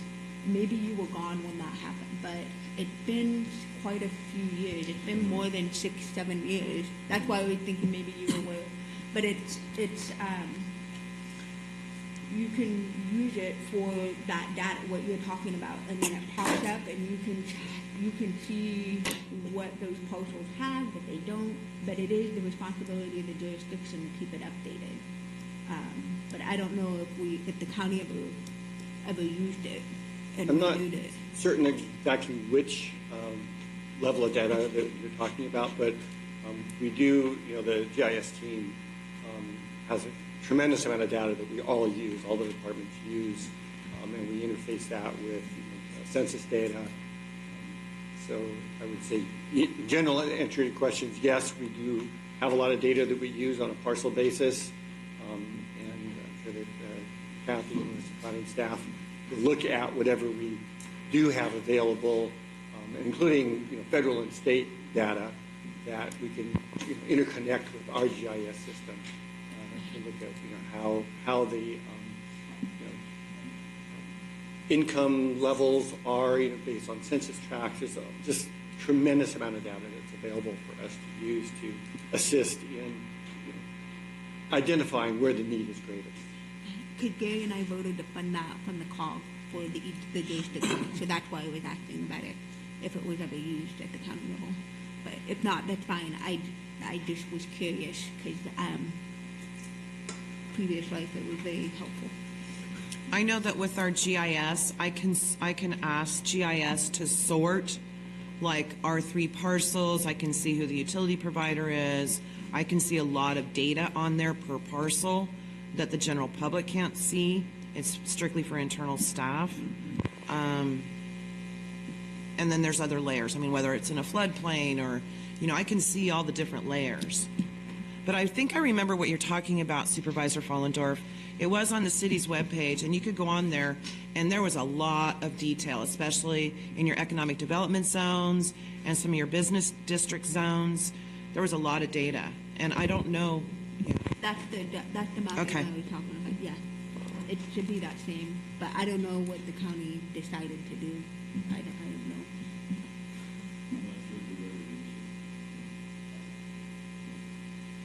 Nothing that I recall was presented to the board using that data. We'll make a note to COG that we. No, to make a note for us, if we're paid for it, we should be using it.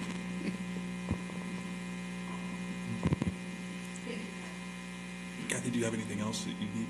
No, I don't think so. Any other questions or thoughts? Thank you for your time. I'm with Gary on capacity.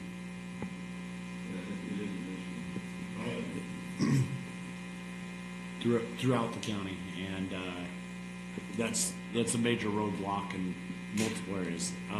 Best streamlined possible answer is to find places with already capacity and the underground infrastructure.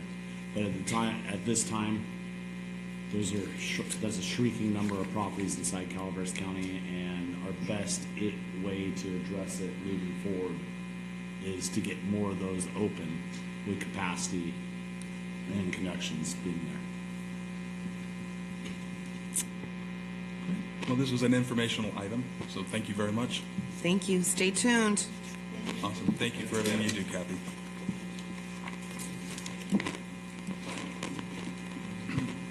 So we'll move on to items 29 and 30. Next. Item 29, ordinance planning. 1, conduct a public hearing.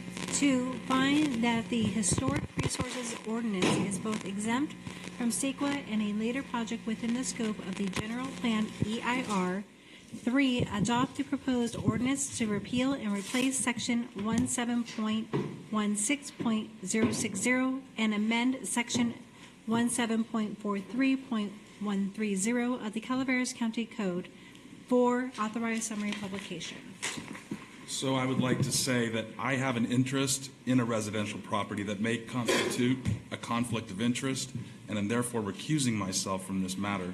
And I would ask that Vice Chair Stopper pick up the gavel, and if you would do item 29 and 30, and then call me back in, that would be great. So maybe we'll call you back. Please. So, yeah, we're moving on to 29 now, right? Can I request just a couple minutes? Yeah, That's here real for a minute. quick. Real quick. Yeah, let's just do a couple of minutes. I'm sorry, are we taking a break? Yes, Okay, ma'am. thank Sorry. you. Gary needs 2 minutes. Okay, taking a 5-minute break. My apologies. Stacy.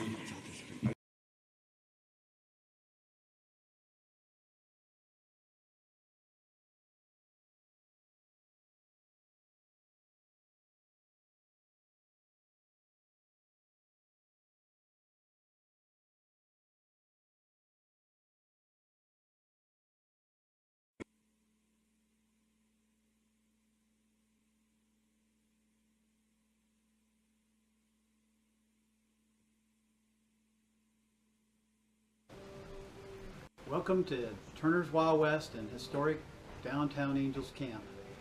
We've been told by many visitors that we have the best Taking a smelling 5-minute break. store in the month. My apologies. So come on in and smell for yourself and see what we have to offer. We have really good old-fashioned customer service here, and we take care of you, and we visit with you, and we appreciate you. So come on in and see us. So I just want to tell you a little bit about our hat department. We carry a lot of different kinds of hat. We carry the straws, we carry the felt hats, and many brand names we have include Stetson and Resistol, Charlie One Horse, Wrangler, many more brands. And I just want to tell you a little bit about the type of felt hats we carry. We carry the fur felt, which is made predominantly with beaver and rabbit fur. And then also we carry wolf felt hats. So they're all good in the weather, and just wear them out there into the weather and build a little character into the hat. So that's really what you want to do. Here we are in the boot department. We carry many brands. We carry Justin, Tony Lama, Nakona. Those are old-time brands, been around for many years. We also carry Ariat, Durango. In the work boots, we carry White's boots and Hathorns and Red Wings and Justin, Ariat. Let's see, what else do we have over there?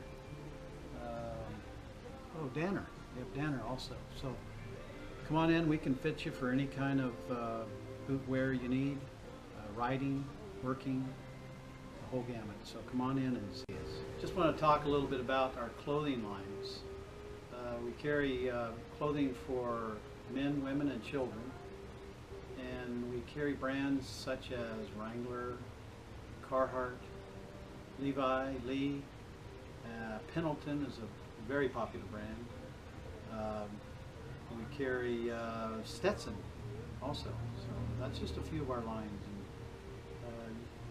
you'd be surprised at the quality that we have and the selection. So come on in and take a look. Here we are up by the checkout area, our cash register, and we have a really big selection of jewelry, buckles, and leather goods, so forth and so on, and also colognes for men and women.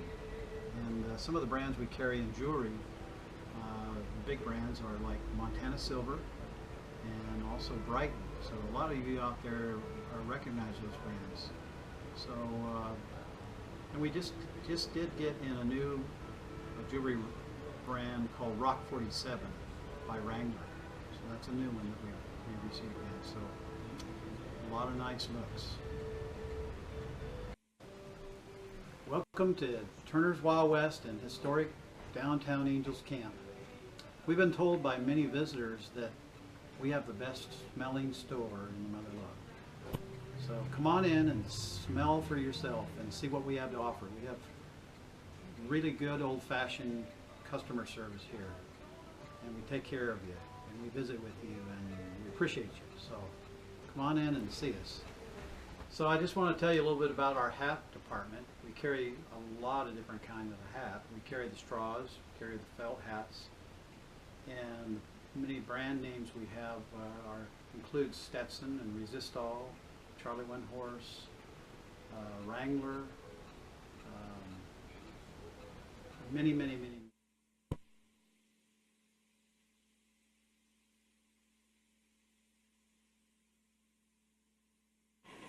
Okay. Ready. You want to read the item? I will read the item. Oh, she did already? Oh, okay. I apologize. Then I'll open the public meeting with that, sir. All right. Thank you. Good morning, Mr. Vice Chair, members of the board. Peter Maurer, Special Projects Administrator for the Planning Department. First time I get to use that title. Oh, boy. So before you is a proposed ordinance to establish the historic resources provisions of the zoning code. As you may recall, back in February of last year, the board adopted an urgency ordinance to protect historic resources from demolition without going through a review process to ensure that the property that may be demolished would not destroy important historic resources. There are several policies and implementation measures in the general plan that intend to protect those resources as they are valuable resources for the county. So it was February 13th that the urgency ordinance was adopted. It was extended for a period of 1 year, so that ordinance would expire February 13th of this year, 30 days from today, which is good because it takes 30 days for this ordinance to become valid, so we don't have a window of opportunity to delay. We've essentially taken that urgency ordinance, modified it somewhat, went through the Planning Commission, who further tweaked it. The major difference is that the urgency ordinance applied to demolition permits only. What we have done with this draft is expanded that to apply also to modifications, alterations to the structure, as well as relocation of structures. All of those require a building permit. And so the process would be that if someone came in for a permit to modify or alter a building, move a building, or demolish it, we would first look to see if it was on the state or federal list of important resources, or if it was 75 years old and had, historic significance to the county. And there's, standards that we would apply. This would be part of the normal review process for any building permit of that type. If we found that it was an important resource, then we would do a narrow scope, looking only at the historic resource CEQA review to determine what we could do to protect that resource. Is there ways that we could modify the permit so that the importance of that structure is maintained? And so that would then go through the Planning Commission with ability to appeal to the board if the action of the commission were not satisfactory to any party.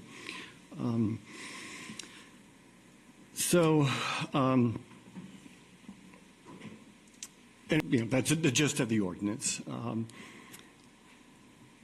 As I mentioned, there are several implementation measures in the general plan, 2 in the conservation and open space element, 1 in the land use element. But this implements these policies.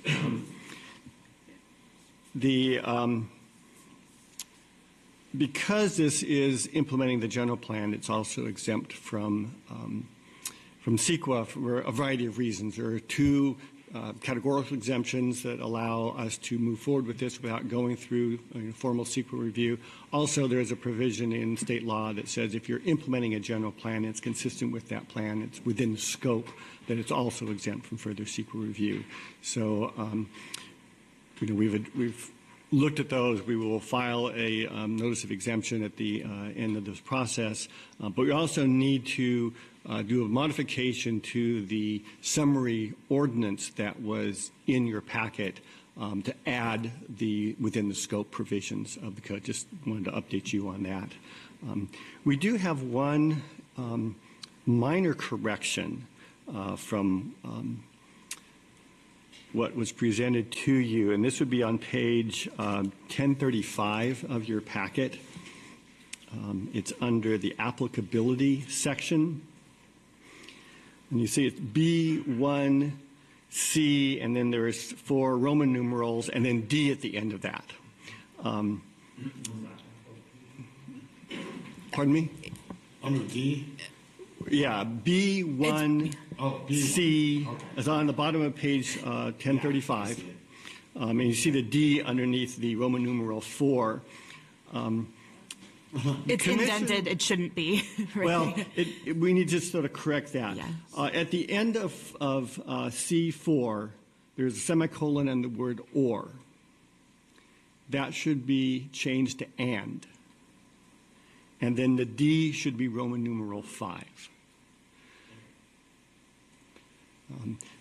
And the issue with that is there's sort of an exemption that says if the building is old but it has been changed so much over the period of time, people have done alterations that no longer really has any integrity or historic significance, then we wouldn't. That would sort of end the process. We'd say, go ahead and do your renovation or your demolition.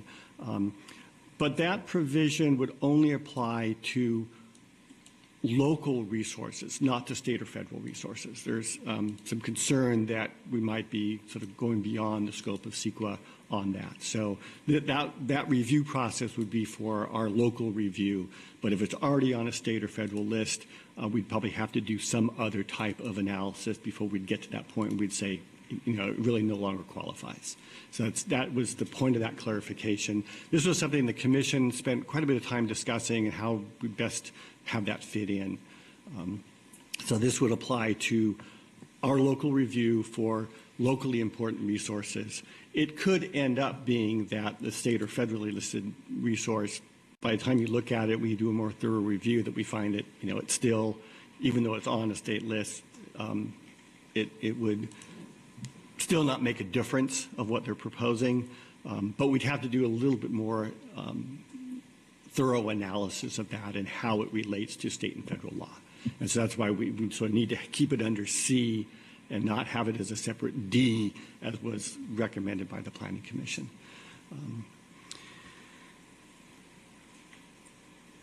I have a question about what your comments you just said on that. So if a project comes in, we don't first go over state and federal and then go to the local? You're saying we go local first and say, okay, and then we go to the state? No, not at all. We would look at state and local. If it's on the state or local list, clearly it's a significant resource. They're sort of independent It's only if criteria. it's not on those lists, and then we sort of have our own criteria that we establish. If it's not on that list? Yeah, correct. Yeah. Okay.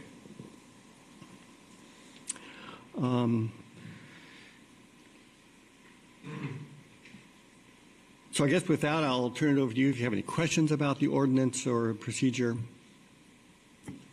Just another possible correction. I'm not sure, and I'm not going Kelly Wooster on this, but E1C on page 1036, I believe.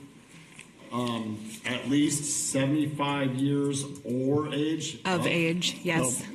Thank you. Oh, that was a little bit of fat fingers. But. You're correct. Sorry, I had to do a little bit. I have a question too, Peter, on, it's F1, third line down. Alteration or relocation is proposed, involves a building. It just sounds a little clunky to me. Is proposed, does that need to be in there? I think just either proposed or as proposed. I think it's just another small typo. A little clunky. Or it could say determination of whether or not the proposed demolition, alteration, or relocation involves. Put it in front instead. Yeah, I think it would be the same. You guys are like the planning commission up here. I like it. No, I like it. Channeling Tim Lattice. No, we're not going there. We'll have all-day meetings. I like it as requested, but I have a couple questions for you.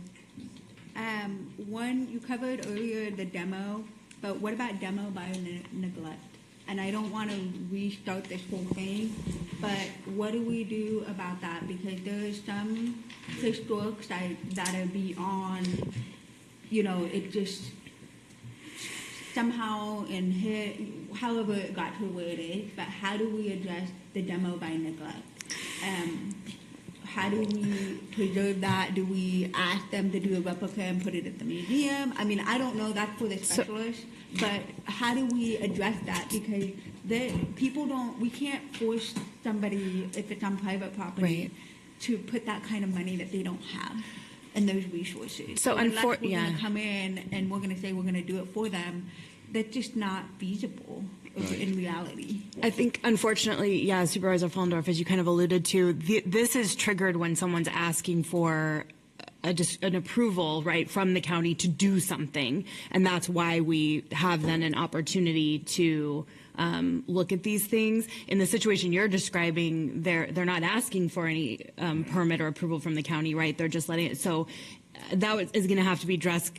If the board wanted to address that, it would be kind of potentially through code enforcement, sorry, Doug, or a different vehicle, just because they're not requesting an approval from the county. Could we work with, in another day, I mean, I do not want to bog this down, but could that be something we could, because we've had situations that have come up that will be coming up. But we do have one that we've had in the past that was a public safety issue on a building where it could fall down. And at that point,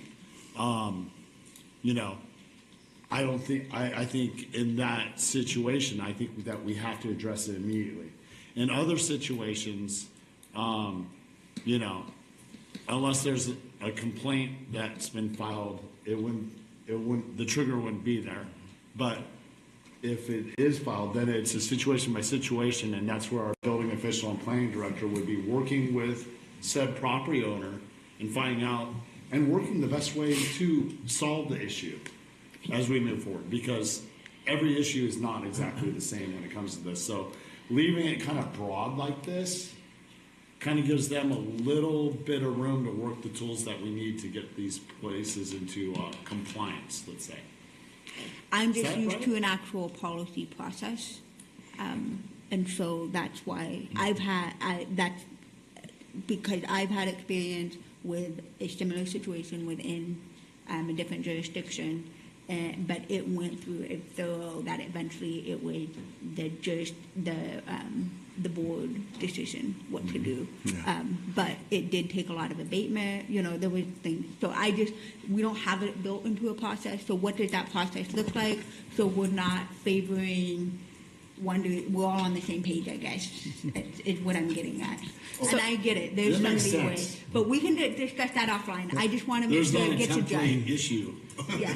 And then the other, go ahead. Just to address that issue, the Planning Commission discussed that quite a bit. In fact, I think in the draft ordinance that we presented to the Commission, we had a provision of that, and they really felt that really raised some significant policy issues that they felt the board should address. I think given the time frame that we have to get something adopted to at least prevent the demolition of historic structures, it's probably something that we might want to discuss at a future date, because there are some ramifications of how are we going to enforce this, and do we want to get involved in that level of detail of private property maintenance. It raises some significant policy issues. And I agree. I just want to make sure we're openly addressing it. We're having the conversation, and for the public members that have the investment and have taken time to help, that we're not ignoring it, that it is recognized and open to maybe future conversations at this level from a policy standpoint. Okay. The other question I had is... Thanks, Doug. You got it, Doug. The other question I had is under Section H on page 1037. We have a list of designees of the panel, and I'm probably going to enunciate this wrong, so bear with me. Is there a reason why we didn't add a county archivist? We actually had that in the draft presented to the Commission, but then we felt that went beyond perhaps the scope of that person's job assignment, and didn't want to get involved in having to rewrite the job description. It's just quite simply not within that person's job description to do something even like this. So I think, that's something that potentially could be tweaked in the future, but as of right now, it's not really. We would most likely confer to find out what resources are available and are there. Does the archivist have information that would assist the planning director and the building official in making the determination of whether it's important or not, but to actually impose that responsibility on that position, we felt that was inappropriate. Could we maybe build it in as a confer, so then that way, because I've just seen it in the past where we discuss it and we have every intent right now in this moment, yes, we're going to confer, that's the right thing to do. But then people change, boards change, and it falls off of a checklist. So is there a way to somehow recognize it? Can we do that, Sarah? But not build it within the. It is recommended to ensure that we confer with X, Y, and Z as needed. Yeah, I mean, I think if the board were inclined to do something like that, it would have to be more of a putting something in here that stipulates that planning will do that consultation or see what resources the archives may have that are pertinent. So, I mean, I think the board could write that in. I think where it gets problematic is if we're putting something on that person. Can we make it broad scope so we make sure we've got that checklist on ourselves for accountability? And I'll just say to you that during the Planning Commission hearing, during that discussion, I did tell the Planning Commission that I would be reaching out to the archivist, and they can respond if they want to. It's it's up to them at that point. But would be reaching out for that additional expertise from my standpoint, from staff. I know the verbiage in the text isn't in there because there are some job spec issues, and we don't want to burden an employee. But it's definitely my intent to reach out to the archivist, and whether they respond or not is completely up to them, but that is certainly my intent. And that's what I mean, like, we have that intent, but you may not be here in 10, 15 years. I don't know what, I just don't want to just leave it open-ended, because I've seen it time and time again where that we discuss it and then we end up in a fight because it doesn't get done. May I, with the conditional use permit and the process that we move forward on the conditional use permit, it's extravagant. It's going through multiple levels, and it's not an administrative use permit. This one is not just going to confer these three people. It's going to move on to the Planning Commission, the Board of Supervisors, and any person in that position is going to have to do their due diligence, and they bear the burden of providing the information we need to make the right decision. At that point, going through the archivist is essential, especially with finding out the true years of construction, 75 years plus, so on and so forth. Am I correct? Certainly. I hear what Supervisor Fullendorf is saying, though, is that there's nothing in this ordinance that says we are going to reach out to, and maybe we could add something to H2A that is generic in manner that says, utilizing all available resources or something along those lines. Or I was also, or in H3 where it says after receiving the panel's report, the planning director shall, develop his or her recommendations. We could put something in there that the planning director will also reference or consult with the archives or something at that stage. And I understand from an I understand from an HR standpoint, and until we deal with that, I get it. I just hate talking about it, and then it just backfires, and it ends up in negative solutions.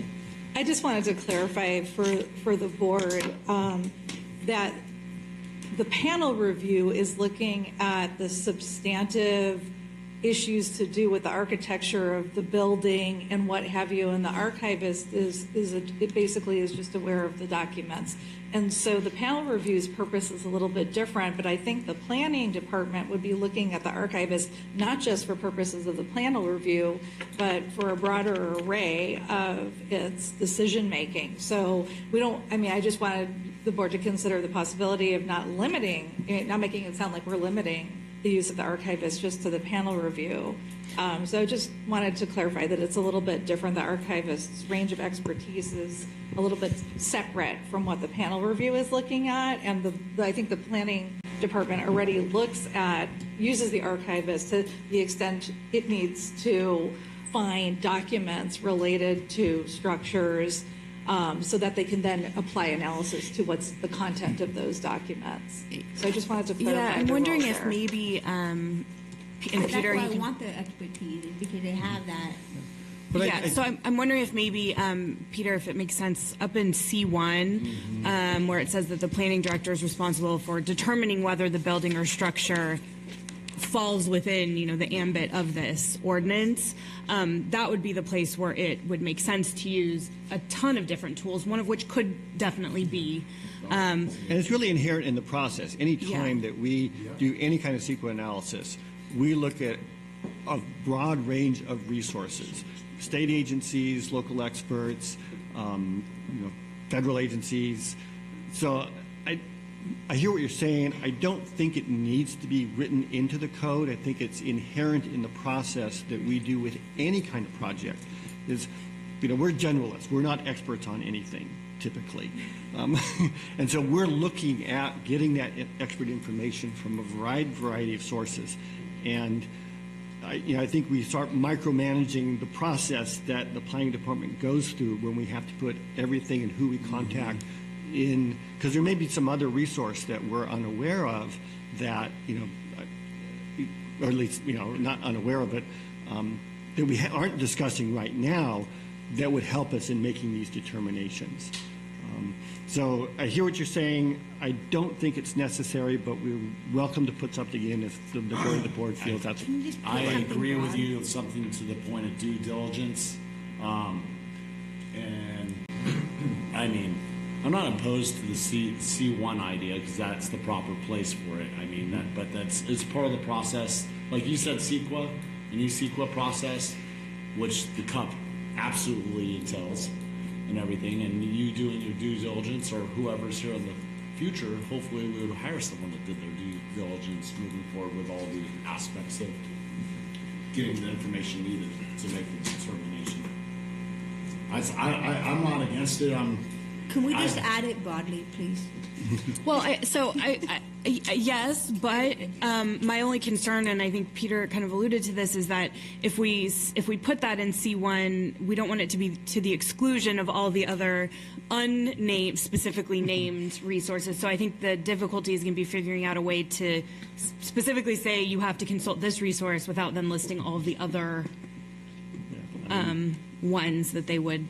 So I mean, I guess if the board wanted to, we could in theory draft something in that said that under C1 that the planning director will consult, or resources to consult include but should not be limited to. It's a little weird to call one out and not say the others, but I mean the board, if the board wanted to, that's certainly your prerogative. Well, I think also as we go through all of this, sorry Ben, but I mean we are getting to where those jobs are important. I know that job is going to start to change as we continue to go into another 50 years about history, another 100 years about history, and having them part of this eventually, it would be nice to recognize it. I think there's a lot of stuff that the county actually doesn't have that's out there. And I think that they have an expertise that is important to this, but I mean, it's not going to be a hill I'm going to die on, so whatever, but I just think we need to reevaluate other county positions and being part of this because of the historic standing. If we're going to make the historic a priority, then we need to make sure that we're adding all of these titles and the expertise as part of it. I mean, it just I don't know. To make sure there's an overlap. Using all available resources So I have some proposed language that you can then decide whether you want to add or not. Such as at the end of C1, add comma consulting C1, top of page 1036. Add at the end of that comma consulting appropriate resources, including but not limited to the county archivist. Thank you. That's where I was going to work.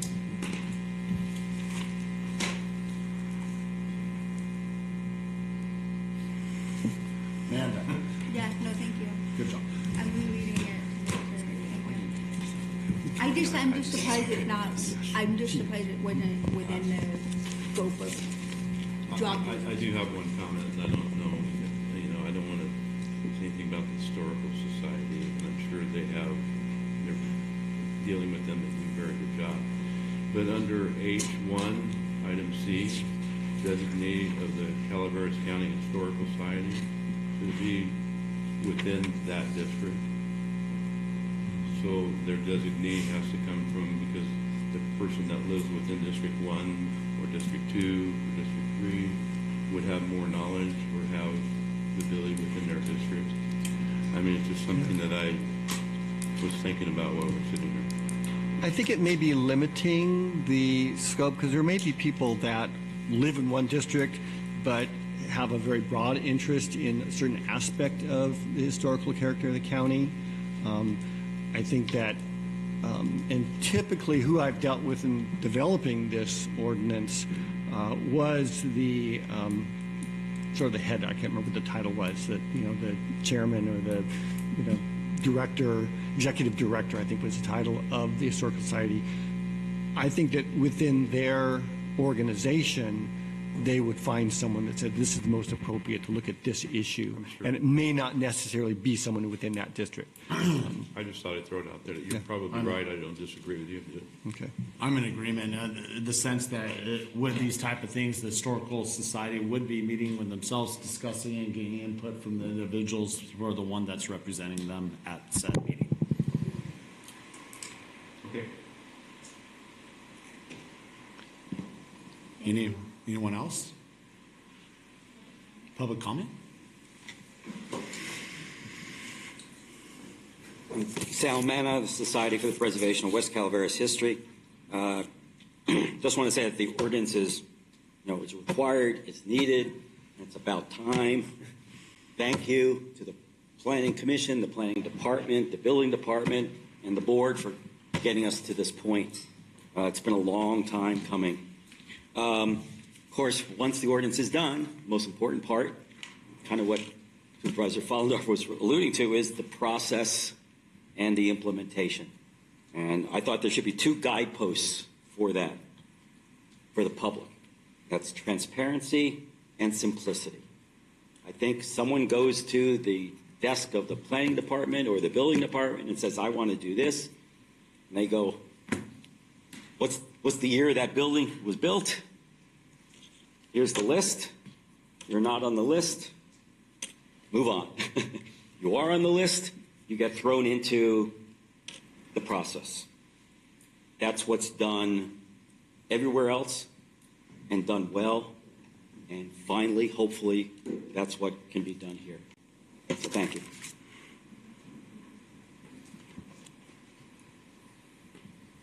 Julia Costello, McCullumney Hill. And I'm just here to thank you, too, for getting this process so far. That it has been a long time getting Calaveras County into the mainstream of historic preservation. And during our general plan process, every community identified their historic resources as number one or number two in their communities. And yet our county was outstanding for not having anything to protect them. But we got some foundation in the general plan, and this takes us a huge step forward. In protecting these important resources in our county. And I want to amend my colleague's comment that the list that we have so far is just the list we have so far. We haven't inventoried every building in the county, so your building may be over 75 years old and not on the list and may be eligible. And that's where the planning director is going to have to make that call. So simply not being on the current list doesn't mean you're out of the woods, right? You may have an important historic building. And you could ask, I imagine, to be added to the list. You could have homeowners that want to use the Mills Act, which is coming up. And in order to use the Mills Act or the Historic Building Code, you have to be on that list. So property owners can come in, and I'm sure there will be a process that the planning department will consider their application and put them on it. No. Thank you very much. Thank you, Julia. I have one further question real quick before I close it down, unless some of you do. And it's right to that point. So E1C goes to applicability, I'm sorry. Let me get back down to it. Goes to the Register of Historical Buildings and everything, and then it refers to the process going through to 17.16.060B1C, and it goes down through this, and to that point,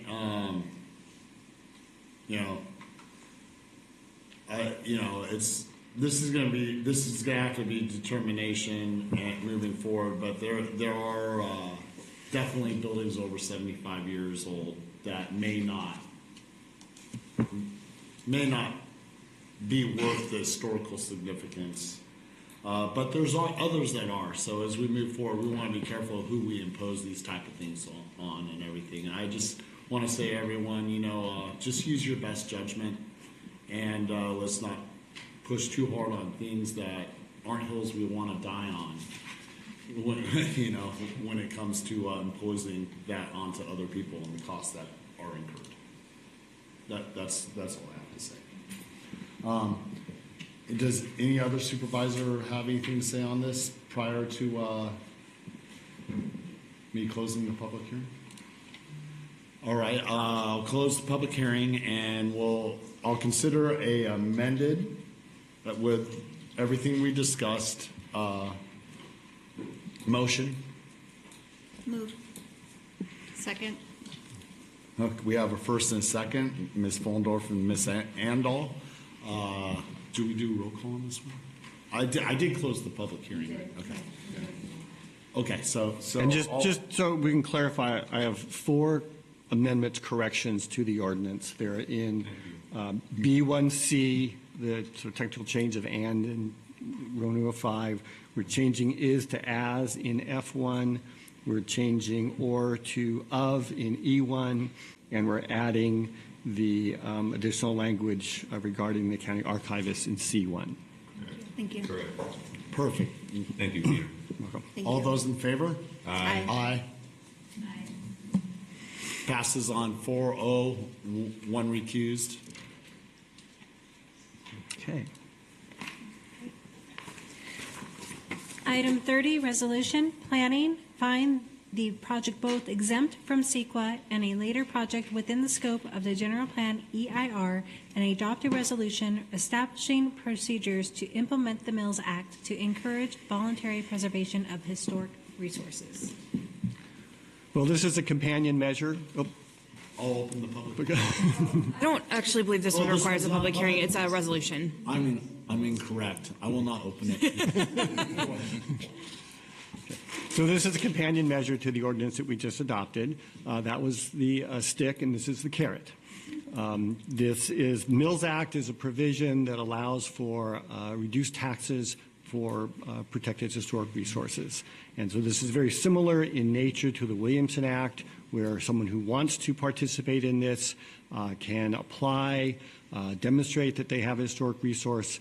The county assessor then would look at that and base it on a separate revenue and taxation code standards for assessment. I have talked to the county assessor about this. She's in agreement with it. And so this is basically allowing someone now to be able to apply for this tax provision that would provide the carrot to protect the resource. Any questions? I was gonna move it, but I really didn't. Wait, I'm gonna leave it to. With that, I'll move to public comment. We got thumbs up over there. I'll bring it back to the board, and there's no public hearing to close, so I won't close it, and I'll entertain a motion. I'll move. So moved by Ms. Fullendorf. I will second. A second by Ms. Andal. All those in favor? Aye. 401. Vote of the board. All right. Thank you very much. This I will do become have a effective question 30 real days. quick on Yes. the item before, item 29. The second reading will be coming back to us. Was that the first reading on that? No, because this is a zoning code amendment, it's a different process. It's a different Because it went through the process. planning Okay, so commission, that's- there's no second reading. Right, so it'll this just take becomes effect effective 30 days from from- today. Okay. 3 days, February 13th.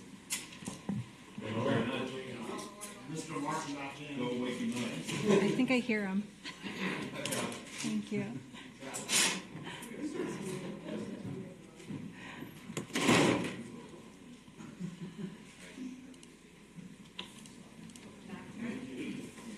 He takes everything under district. I was watching. My shed's now. A couple more years on my house. Vice Chair Stopper. More than a couple. Vice Chair Stopper for taking over. Thank you. I'll bring it back for supervisor announcements, and we could start. Actually, let me ask first, because I was going to bring it up when we were choosing committees. Is everybody happy with where they're sitting? Because I know we. Great. I prefer being here. I know chair is normally in the middle, but by sitting here, I can see everybody, so I don't miss anybody when they want to speak. So, okay. In any case, Supervisor Stopper, would you have anything to announce? I don't. Okay. Supervisor Toffenelli? I have nothing to announce other than had a great holidays and Happy New Year to everybody. Awesome. I do. Last week I attended the OCOC first board meeting of the year.